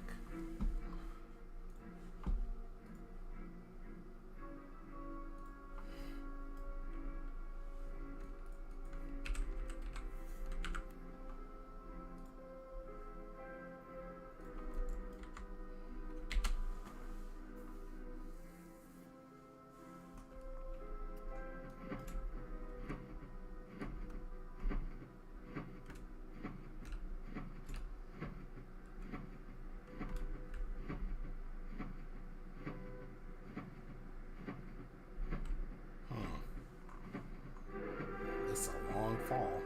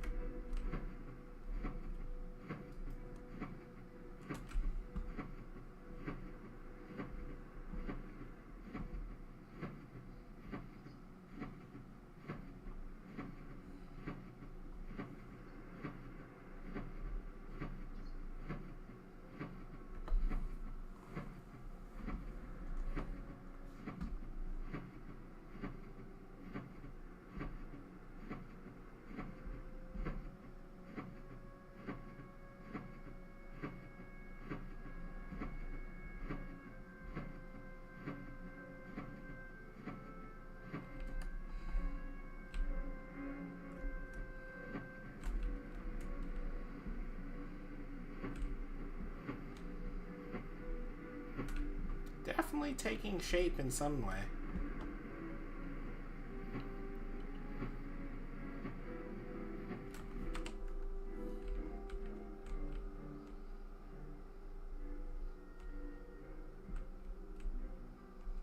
I'm gonna test a terrestrial creature.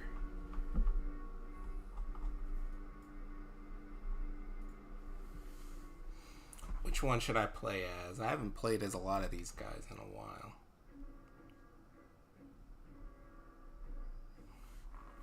Man, Tenontosaurus just looks so good.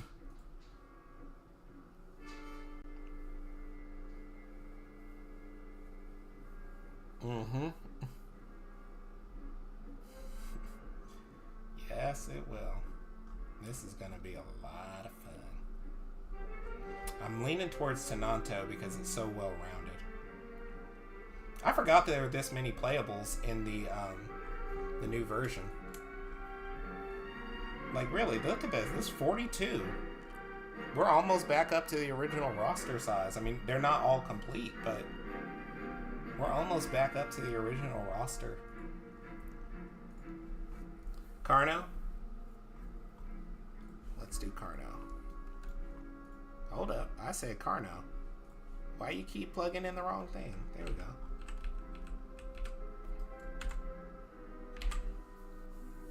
Hope it doesn't die from this fall damage. Okay, there we go. Let me get rid of the faux terrain so I can just see what the real terrain looks like. It was called height map model.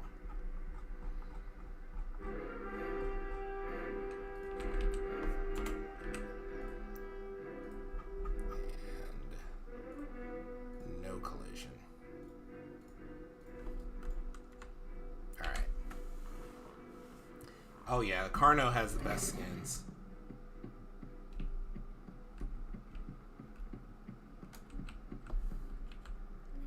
Especially with the color system. I wonder if I ever showed this. I wonder if I'm accidentally revealing something I never revealed.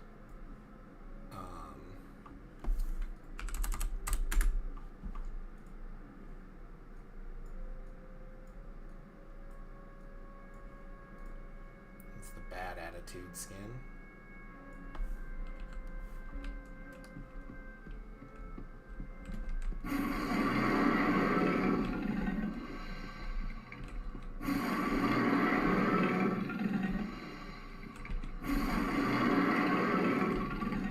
Zeno, Raiden, maybe y'all can help me. Did I reveal the color changing system yet? Like, fully? Because I don't remember if I did. If not, surprise!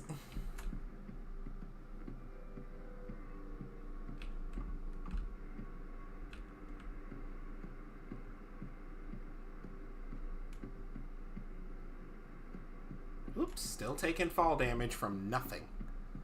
Oh, so I guess I've been so out of loop I forgot what was classified. Oh well, good thing I'm in charge.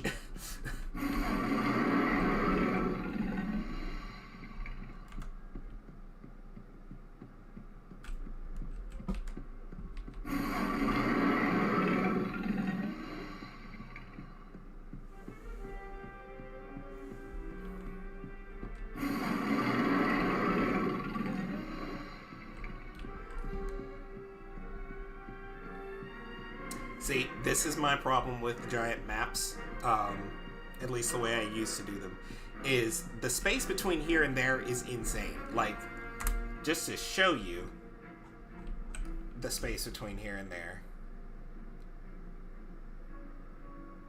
Like, it's huge. The red line is still the Carno. But it doesn't look like it. And that's what verticality does. Yeah, maybe. I feel like I might have mentioned the color changing for the AI, but not for the players. But yeah, the distance is actually lost because there is no point of reference for the scale. So this is what these... this is why you don't just have a large flat area.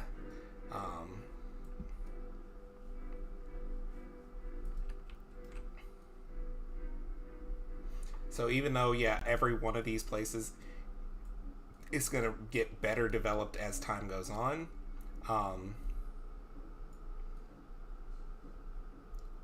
you can't have big flat areas like this. Because then it's really just hard to tell how far away anything can be.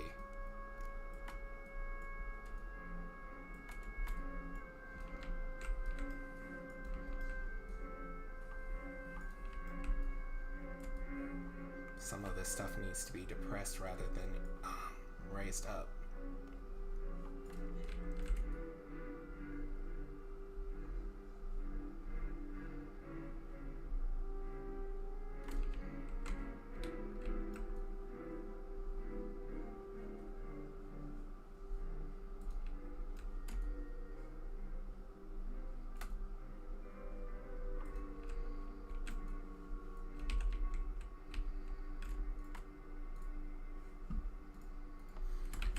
Now let's try playing in this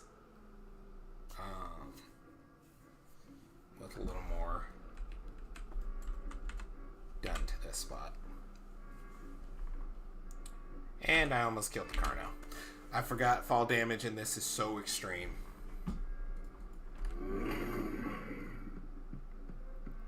definitely a lot easier to tell that there's some distance between here and there. But one of the things that's working against it is fog. You really can't tell because there's no layering between here and there.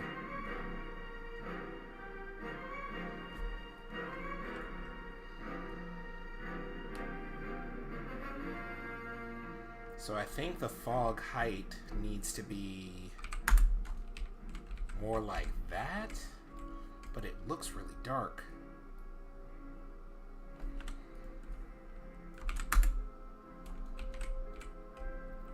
Like really dark. Skylight.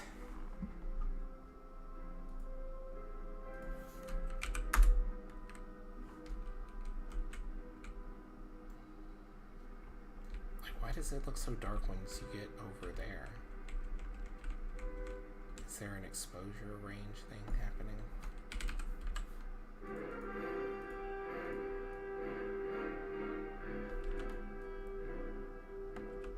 Yeah, that's too bright. I'll figure it out.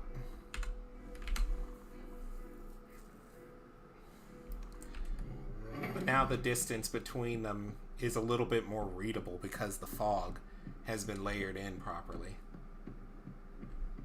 I still think this fog is too dang dark.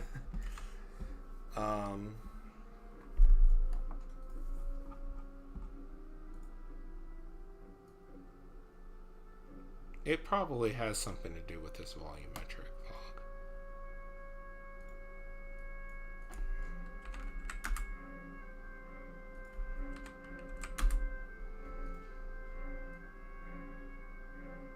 It definitely does.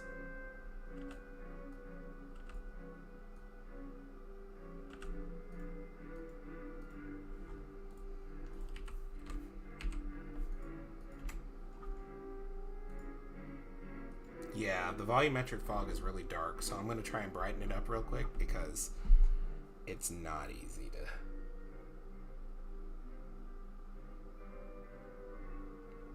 to distinguish.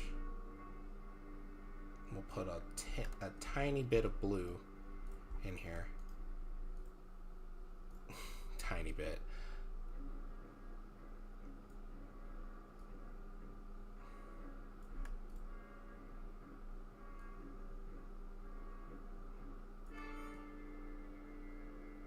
I think that's better. Like that. And that way it doesn't feel so dark. But now you can see how far away that volcano feels compared to what it felt like before.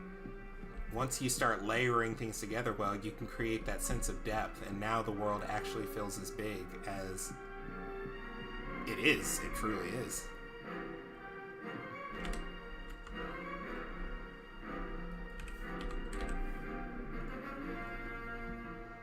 But like I said with this map, this is going to take time. This is not going to be, you know, a week and this map is rolled out.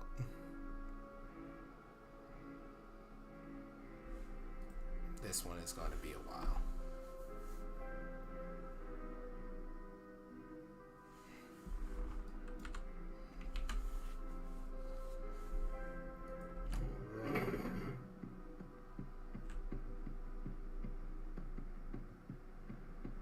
What mode am I playing on? It feels a little... I'll just play standalone, not as listen server.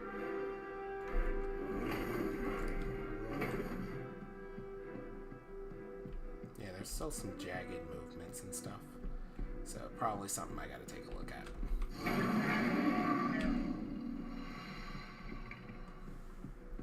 But now it feels like that stuff is really far away.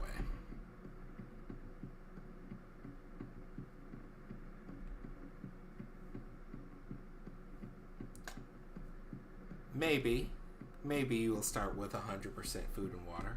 Or, if there's enough food and water around in every area, it really won't matter. Like, the way AI are spawned in this game is proximity based. So, the limit to spawn areas for AI doesn't we don't have to limit how many spawns we place, just make sure that they're placed well. So you'll never be loading too many AI at one point regardless. So we might give a little more food and water just because of the time it takes, but as long as they're plentiful, this will just make the map bigger still, not more difficult to find the resources. And also, the way that things are getting ready to change, you'll find your resources. They're going to be everywhere. Even if it's not all the stuff you need, you'll find stuff to keep you going. Collectibles and stuff. So I've been experimenting with actor replacement with foliage systems, so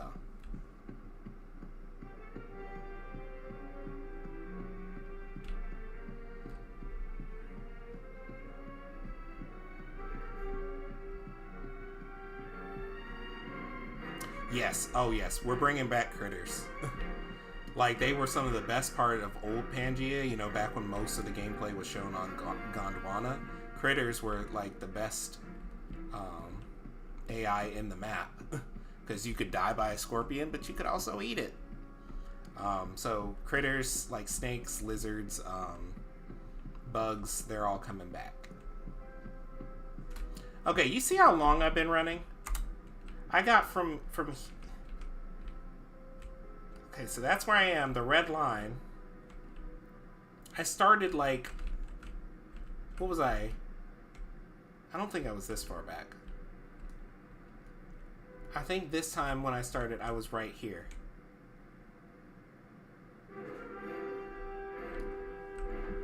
Yeah, this is... Somebody should have stopped me. But it's too late now. We're going all the way with this.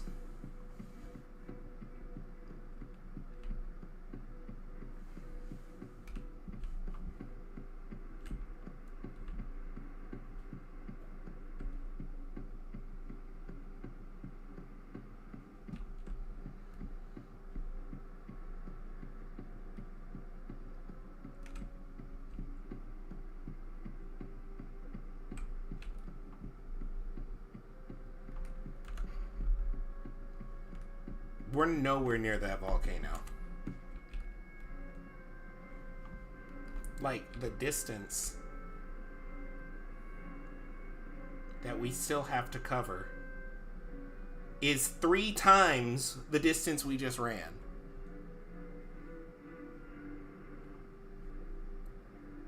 Maybe more.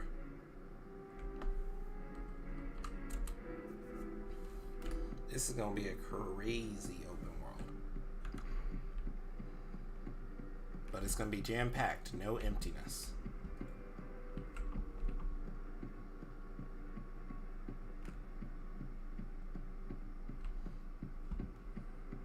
Which means we're probably gonna need some custom trees because I'm not going to use those super high poly trees I got off the marketplace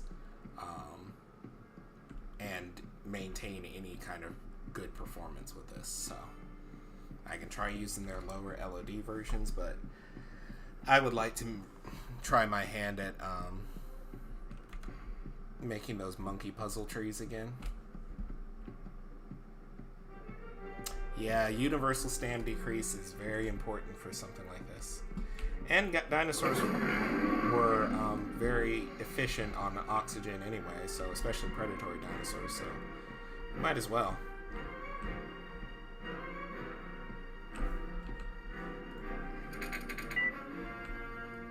I'm so far outside the bounds it doesn't know what to do, but that's alright. I mean, that's what the fastest dino.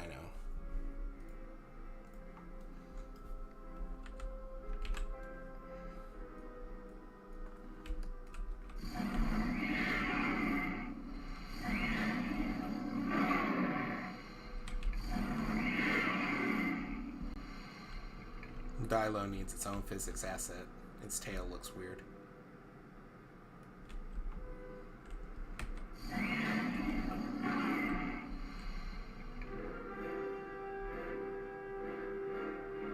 Let me go over to Kayenta. I think I sculpted out a little bit of it.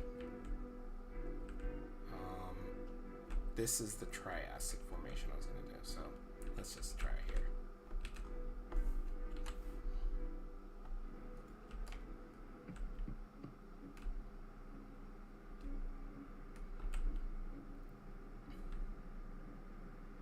Now the thing is about caves is they do need to be modeled. I'm not going to use the voxel system I got a while ago. It's just not very performant with navigation, as I learned with my other project, but it was very, very good for testing out navigation. Well, not navigation, testing out the cave structure. So I could always bake them down into meshes and then try, but it's just easier, I think, to model a cave directly and then place it in world.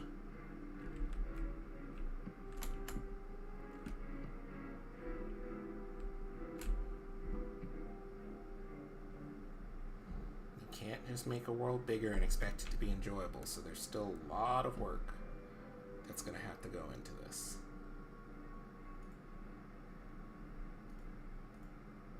Ah, classic Dilo. You will never be beaten.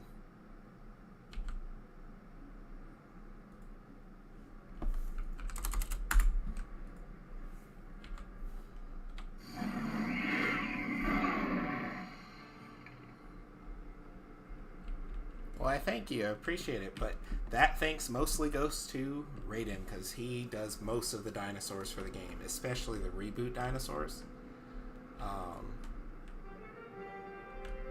Like, this is our second Dilo. The first Dilo was great, but once the change in design came out and we found out it was bulkier, this had to be done. So that Dilo is probably going to get repurposed into like a Sinosaurus or something.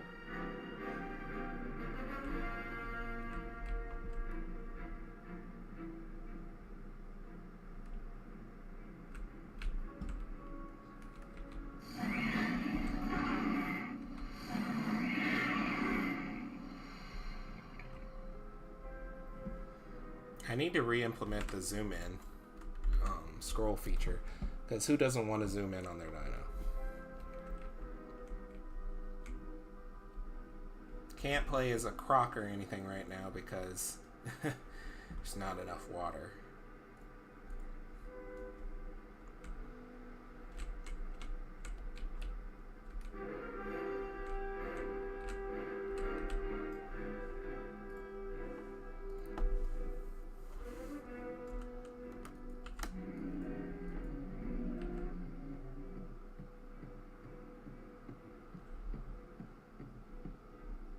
Hey, is Jamie or Jaime?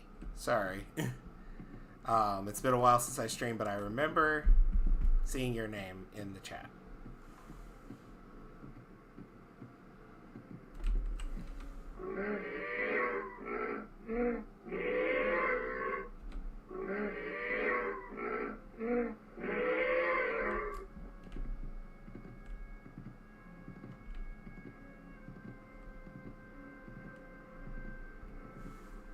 This means that migrations are going to have to be like long events, not like, oh, migrate here in a day, but like over several play sessions, migrate here. Certainly for the single player part of the experience. For the multiplayer part, I'm thinking movable spawns based on you know, time of day, which, not time of day, time of year.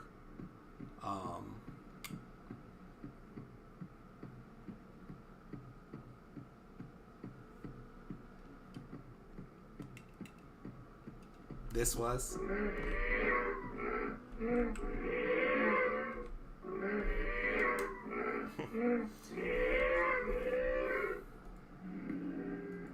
Yes. Plenty of rewards. Your first reward is you get to live.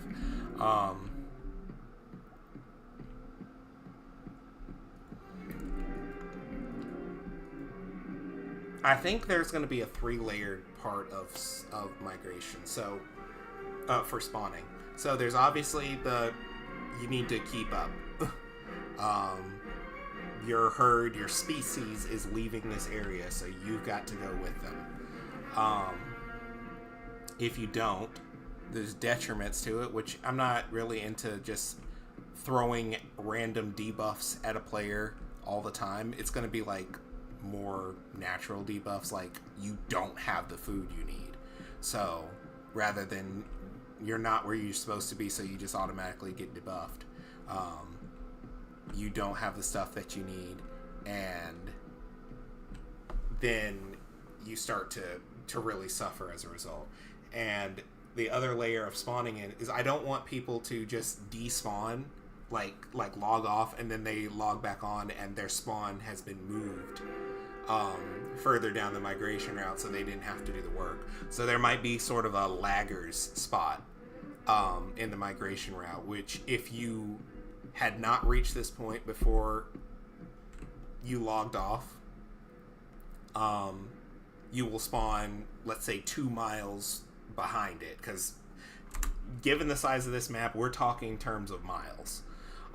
You'll spawn 2 miles behind where you're supposed to start.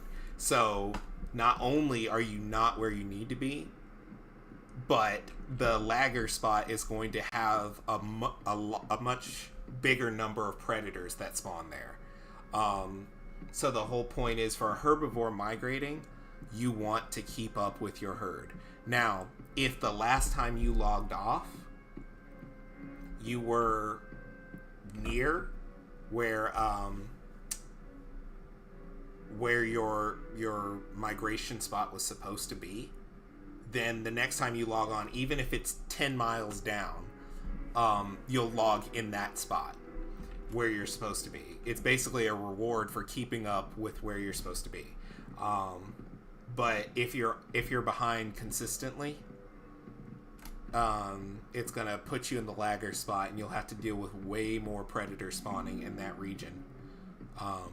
And it's gonna be like, there's gonna be like tight areas like canyons and stuff or river crossings, where you would really want to have had those numbers, especially the AI numbers. And so if you do it alone, you're pretty much guaranteeing when you cross a river that a mosasaur, like that has swum inland, or a Deinosuchus is gonna get you. And so you have to find a good way to keep up. Now, there will be AI laggers, like there would be in any migration, the ones that are sick and weak, but they're going to be far fewer in number. So migration this time isn't going to just be go to this point to get the food and resources you need, but just keep up, or you're going to be in more danger, because the predators don't always migrate in every region with their prey. Sometimes they just wait around, and if you're the only prey item left, it's basically going to put a target on your back. And I mean it like programmatically. The predators are going to smell you being the only, hey Jewel, they're going to be the only prey item for them, so they're going to come after you first. Every predator in your formation that hunts your species will come after you. Just a way of incentivizing you moving with the system. If you refuse to move with the system, then you better be a good fighter.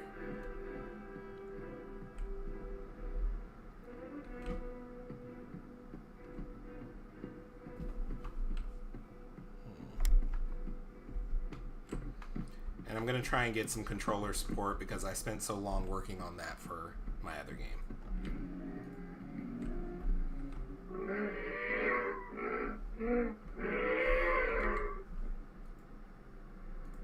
Oops, I forgot he doesn't have the right skins. I really need to fix that, actually.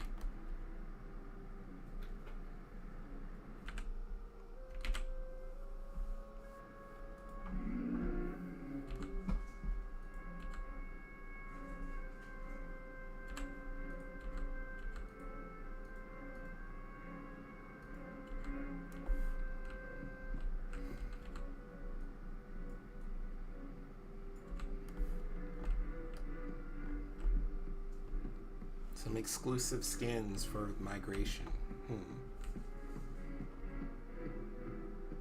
What if you had a skin that told people you were lagging behind?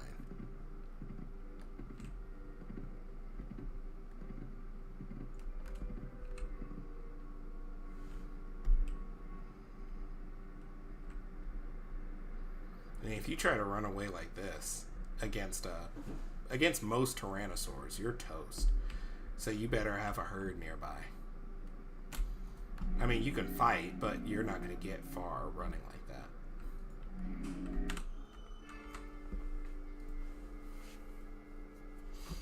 that. The whole point of Albertosaurus is he punches above his weight class. So he might not be as fast as the Edmontosaurus running at top speed, but he can outlast the Edmontosaurus.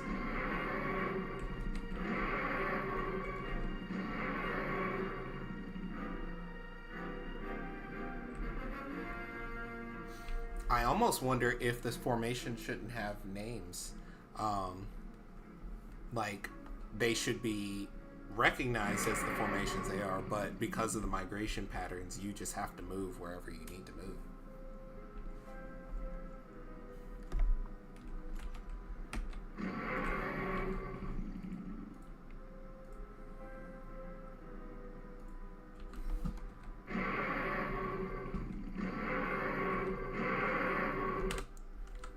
Let's see. Been a while since I played as some of these guys. I want to remember how they feel to play as.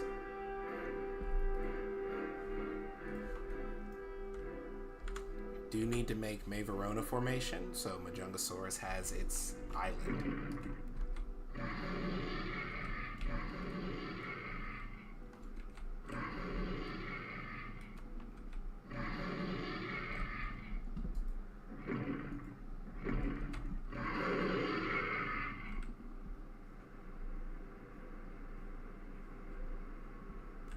Gotta make sure they all have their footstep sounds, though.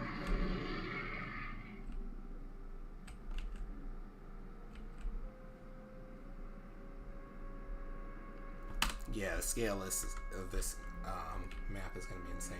Y'all remember the cave that ran up from Hell Creek to down to Morrison? Yeah, it's going to be way more elaborate than that. Because I don't want it to be easy to just drop down the plateau. I want that to be a pretty much guaranteed death across the board. Unless, of course, you're a flyer.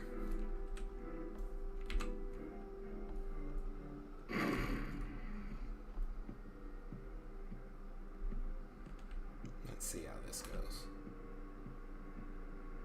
Yep, you're already dead.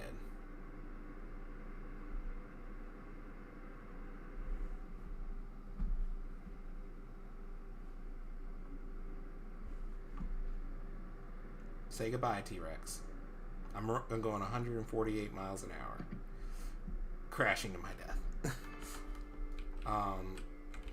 I don't think you take I don't think you take impact damage when you're in ragdoll mode, though, so I need to get that in. Come on.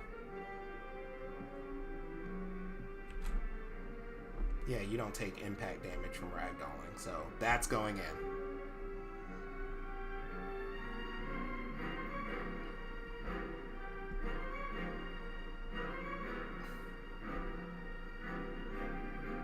Not this playing to the Tyrannosaurus theme from Walking with Dinosaurs playing to this travesty.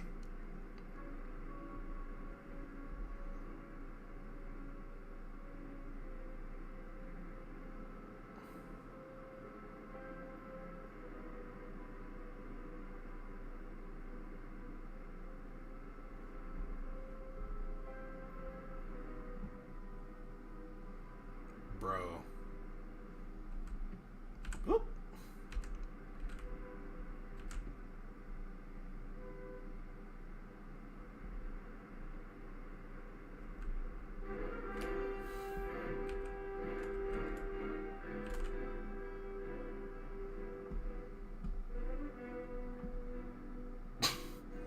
Rex did not make it.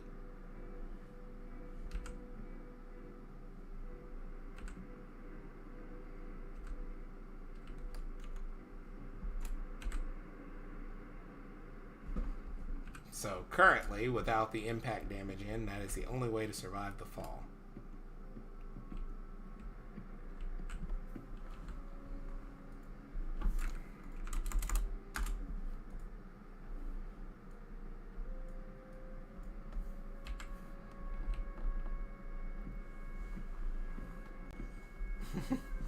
Yes, that is part of the point of the ragdoll system, will be to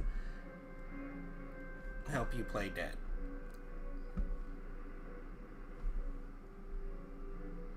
But it's going to have to be a little more balanced because ragdolls are kind of iffy. They don't really replicate well for multiplayer. So, going to have to think of something. And it'll also, that something will probably also be a tell.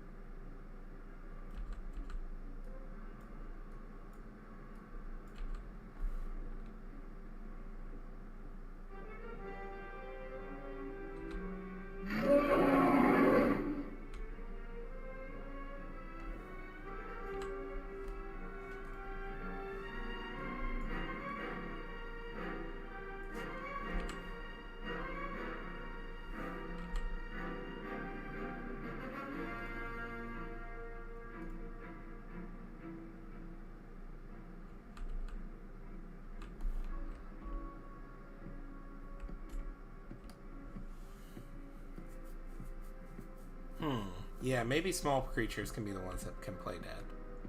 Or Rex does not need to play dead. Unless.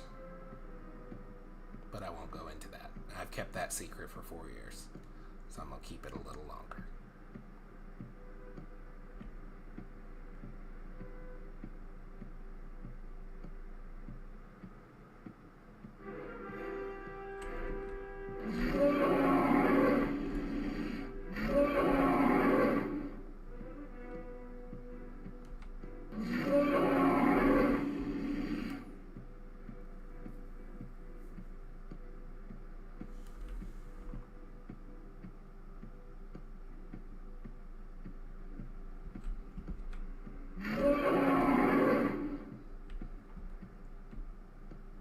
Yeah, I want the environments to kick people's butts this time. Like, it not just being, oh, weather kicks your butt. Because the heat and cooling system was pretty good before, but I want more. I want for your dinosaur, if it's not used to rain, to, like, have lower vitality or something in the rain so that it's much easier for you to take other types of weather or environmental damage. I want natural weather phenomena or environmental phenomena like quicksand, tar pits, and stuff to get people. And the creatures from that formation are better adapted for it. Yeah, you're not going to find out that secret. I've been keeping it way too long, and only one other person on the team knows it fully.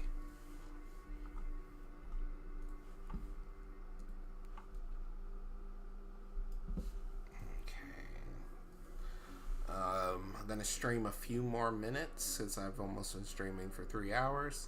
And so I'm going to try and block out some more landscape in that time.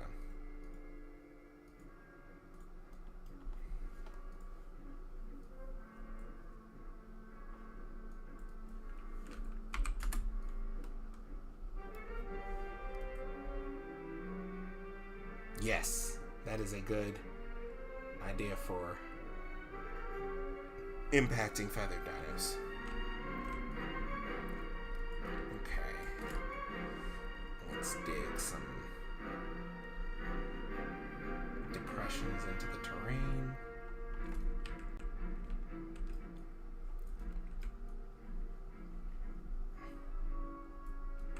And now we smooth.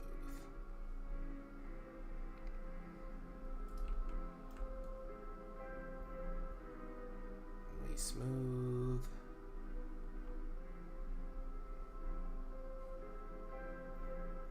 And then we erode.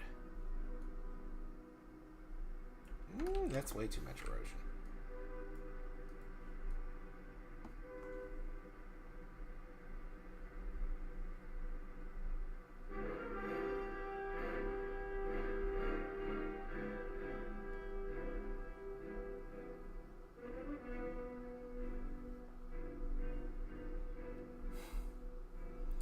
Yeah, and then we do this so that the top layer has been smoothed out pretty well, like, but without losing some of the detail.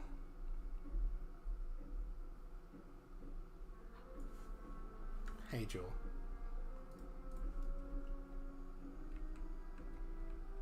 I knew it looked weird down here. It's because it goes under the ocean, technically. Let's play a Jurassic animal.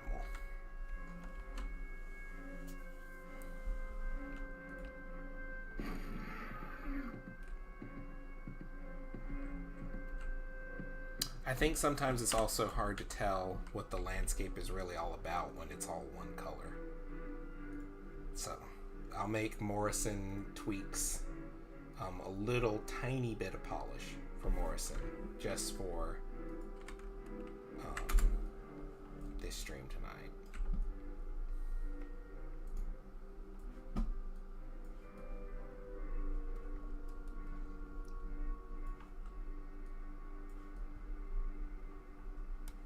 And that'll be it. I don't want to place vegetation just yet because I do not want to feel locked into locations yet. It's important to let the map take its time to naturally show you what it needs to be.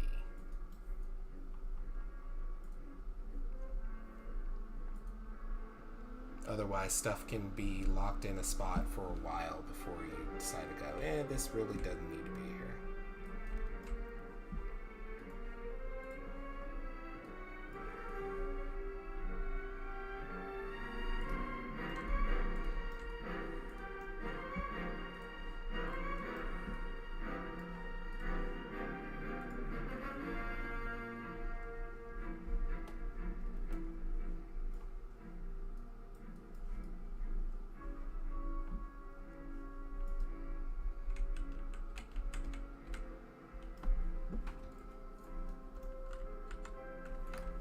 So let's see what a stego looks like in this.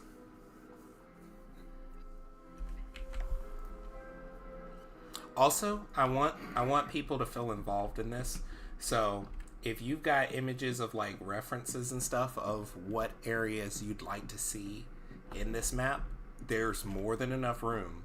So send them. I guess right now we could do Pangea General and just say here's a reference for the new map.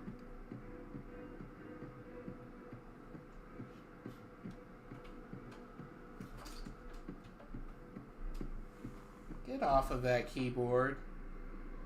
Jewel. Get off. Get off of the keyboard. You're gonna break something. Be right back. Get off the keyboard. Okay? Let's come on. See? It's not balanced. You're gonna hurt yourself.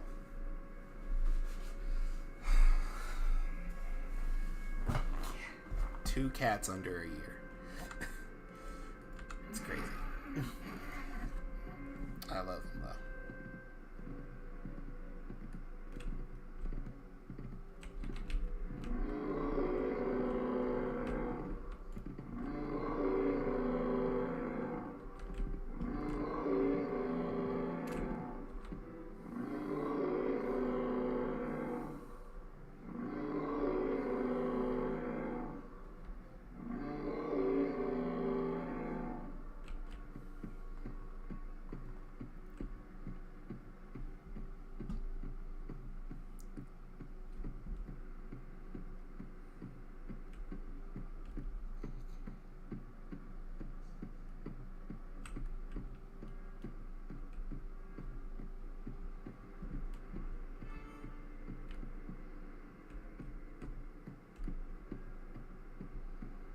this is too steep to climb.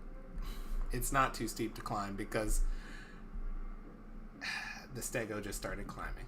Like actual climbing without an animation. Yes, that is a partially new stego sound. I added in.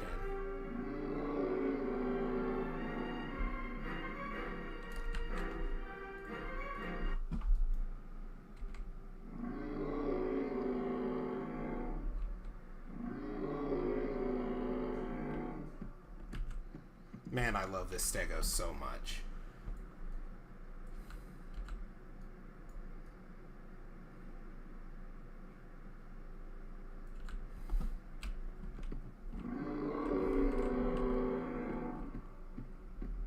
It also controls so well.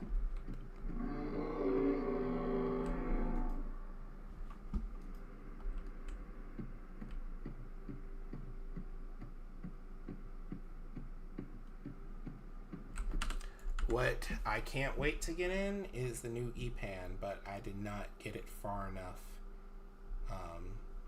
in early development for it to be here yet.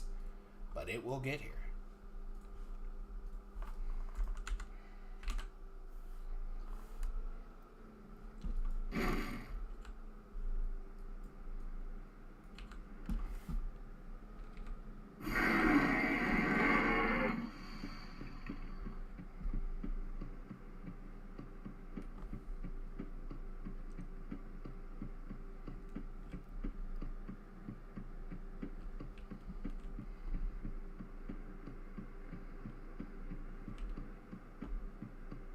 But yeah, there'll be caves everywhere.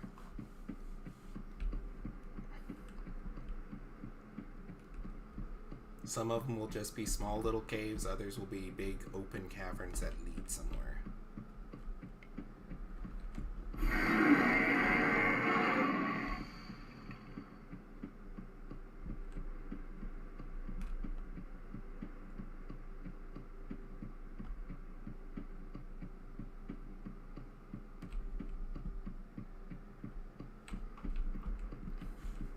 We still got to leave room for some kind of a plane, because how else are we going to have Time of the Titans?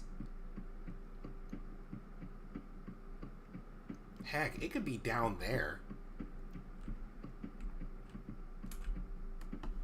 Again, we have to pop out of camera to see just how big this whole area is.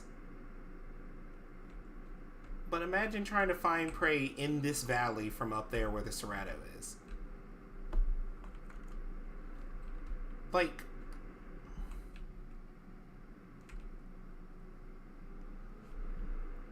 some things won't even have loaded in from that distance. But, when I fix the material problem, which was just a real big novice move on my part when we started development, is having every aspect of the dinosaurs be a different material. That's not wise. It increases the draw calls. It makes rendering a dinosaur more expensive, and especially when you have multiple of that dinosaur. Yes, we're gonna need a big draw distance for this fix, for this upcoming version.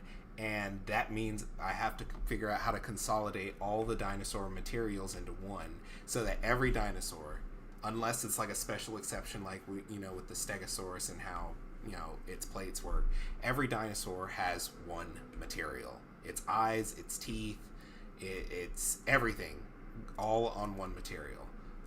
Because the reason we cannot have multiple dinosaurs on the screen at one point is not because they aren't optimized from a blueprint standpoint. They could be better optimized from an animation standpoint, but it's primarily the amount of materials they have. And it is very worth it to get all these materials into one, just so we can triple the amount of dinosaurs visible, or triple the distance at which they're visible without worrying about what that's going to do. Some of it also is if we can get the dinosaurs to just not animate at a far distance. Yeah, Serato is awesome. This is amazing, Serato. If we can get the dinosaurs to not animate at a certain distance where you can just make out their shapes barely. Oh no! The ragdoll for this Serato is Garbo. Oh well. What other Jurassic species do we have? Because the E-Pan's not ready.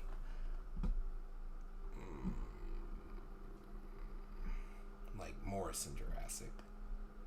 And Kentrosaurus is close.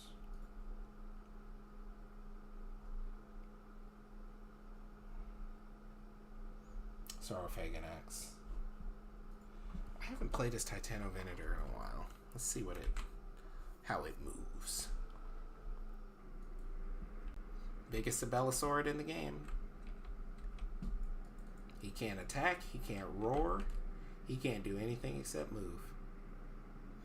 And even that is really slow. Did I make Marka playable in the new version? I don't even think Torvo got playable yet. Got to playable status. The new Aloe is not in, but he is... I'm going to shift gears to that real quick since I'm pretty much done with this work I'm going to do for tonight. Do not save this. It'll break the game if I don't remember to fix it. I'll show that stuff instead.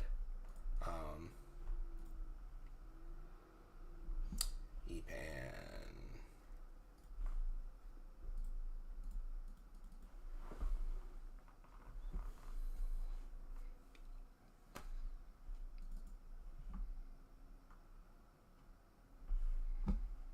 Sheesh, a big file. Struggling to load E-Pan V2? Strange. But yeah, it is ready as far as let me turn off the normal map. It is ready as far, or almost ready as far as animations go. I think I gave it a new sprint, and I don't think that's it. Yeah, that's it.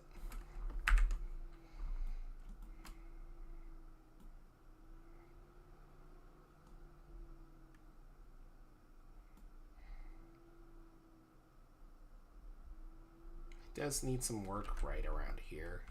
Probably skinning weights mostly, but animation-wise, he's almost ready to go. And he's still got that roar for those of you who know what the roar is going to be. I wanted to show some other ones, like the hats. I made a new animation for it that is just going to play idly and probably more on the AI hats when I get those done. Boy, it is struggling. It is struggling. I'll let it close Unreal Engine more naturally.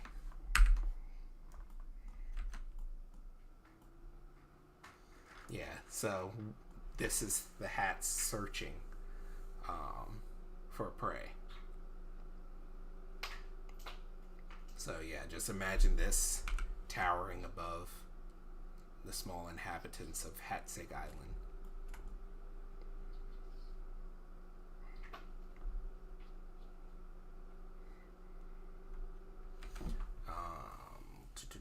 What else? What else did I do? I fixed up a lot of old ones. But there are some more that need to be done. Utah has a sniff animation.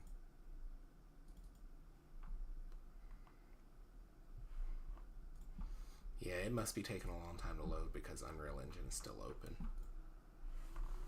This stuff usually doesn't take this long.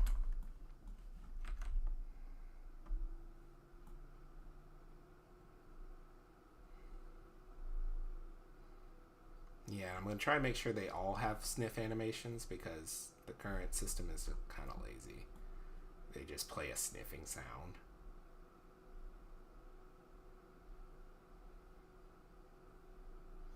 Even a simple sniffing animation like this goes a long way.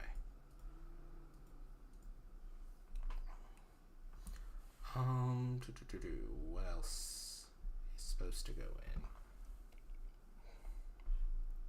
That's not already ready. Post Sucus is going to be a playable, but a lot of people have seen that. Well, they saw the preview. Suko is one that really needs to get in soon, because Suko has been waiting his turn, and he's got plenty of good animations now.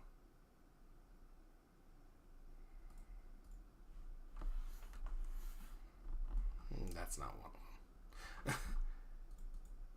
That is, but that sprint is not one of them.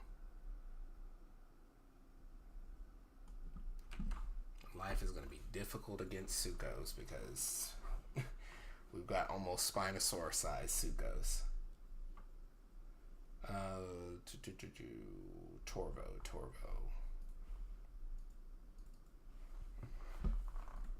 I mean, this Torvo is awesome.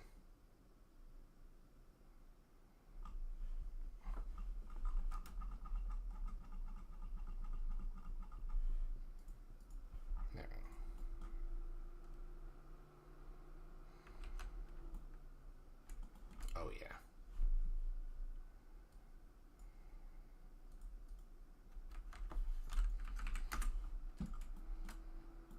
It just feels hefty.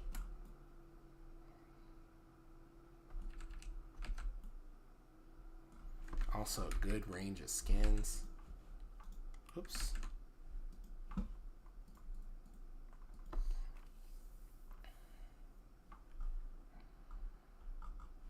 Sheesh, Unreal Engine has taken a long time to close down. Looks like I'm gonna have to force close it.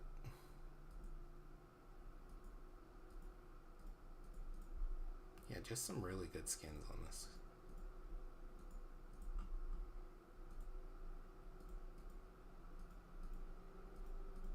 My favorite.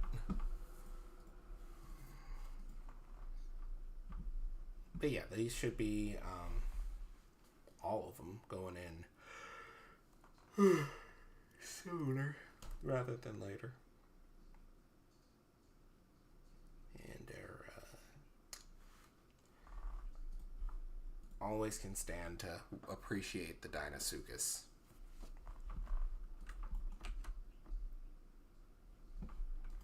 These two animations go together.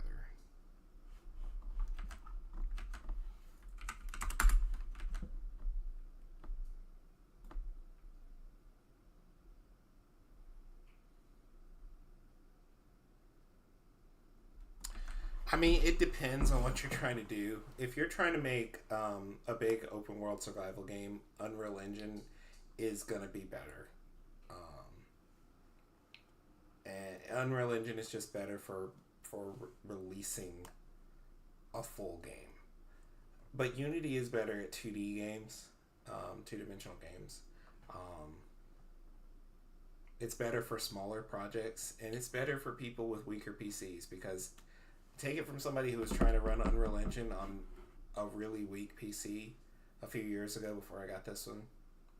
It's a nightmare, and you're not going to get good graphics out of it, so you might as well use a weaker,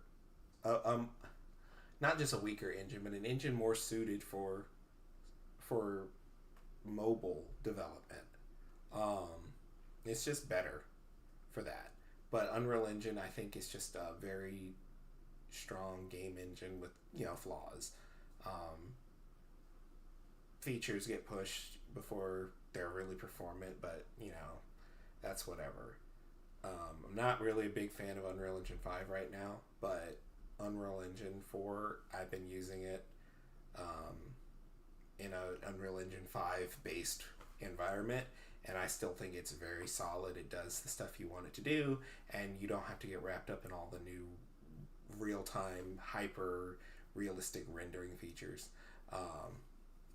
So maybe Unreal Engine 4 is where some people need to start, because if trying to run Unreal Engine 5, you end up turning off all of the new features because they're too taxing on your computer, then maybe just use Unreal Engine 4. Maybe don't use volumetric clouds or volumetric fog. In which case you can just start asking yourself, man, do I just want to use Unity for that? If your machine can't take it. But if your machine can take it, learn Unreal Engine. If you ever wanted to make games yourself or work in the industry, more people use Unreal, like bigger studios, and so you'll have more range as to where you can work. So that's my opinion. Most of the time you'll want to use Unreal unless you just don't have the hardware capabilities of running a strong Unreal Engine game. And if you're making a small 2D game, you might just be better off with Unity. But other than that, yeah, I use Unreal for a lot of stuff. One of these days I'm going to upgrade to 5, but it's just not a good idea with my current project, so I still use 4. I lost a lot of performance on my other project switching to Unreal Engine 5. I want to get Pangea on Unreal Engine 5 just for the new IK systems you can use, but I'm concerned about performance. It has not gotten better in Unreal Engine 5. And yeah, you can just struggle trying to get basic 60 FPS. So that is my experienced game dev opinion as to which one you should use. But study the engines and make sure they suit your actual needs. And look up tutorials for both, because it can't hurt to know both if you want to learn. Okay, here's one. Cryolophosaurus has not gotten in, and it's been sitting here mostly ready. You're welcome, no problem. Cryolophosaurus has been sitting here mostly ready for a while, like to the point where now it's kind of outdated just because it was made so long ago and the animation quality is better, so it's got to be updated again so I can give it better animations. But Cryo still has not gone in, which is crazy. But I think that last yawn proved that I am too tired. So I really appreciate you all showing up to this stream. Thank you for all the encouragement and support. I'm glad to see you're all excited for where Pangea is going, because I'm excited to keep working on it. The new map is going to take time, but I'm going to devote time to it to make sure it is done, and that hopefully at least the QA team is playing something by the anniversary in the 3rd week of August. And hopefully you guys should expect something soon after that, because a lot of the new features are already actually done. It's just I didn't want to launch it without a new world. And that new world has 3 layers that have to take time to be developed. Caves to have to take time to be developed. Natural water systems that allow sea creatures to go inland. All of that stuff takes time, and I could not do it on the old Pangea Major map. So that will be addressed soon. And so I hope you guys are excited and stay excited for it, because that stuff is coming soon. And with that, I'm about to sign off. Appreciate everybody joining, and thank you. And I hope you all have a great weekend, rest of your weekend. So, peace, everybody.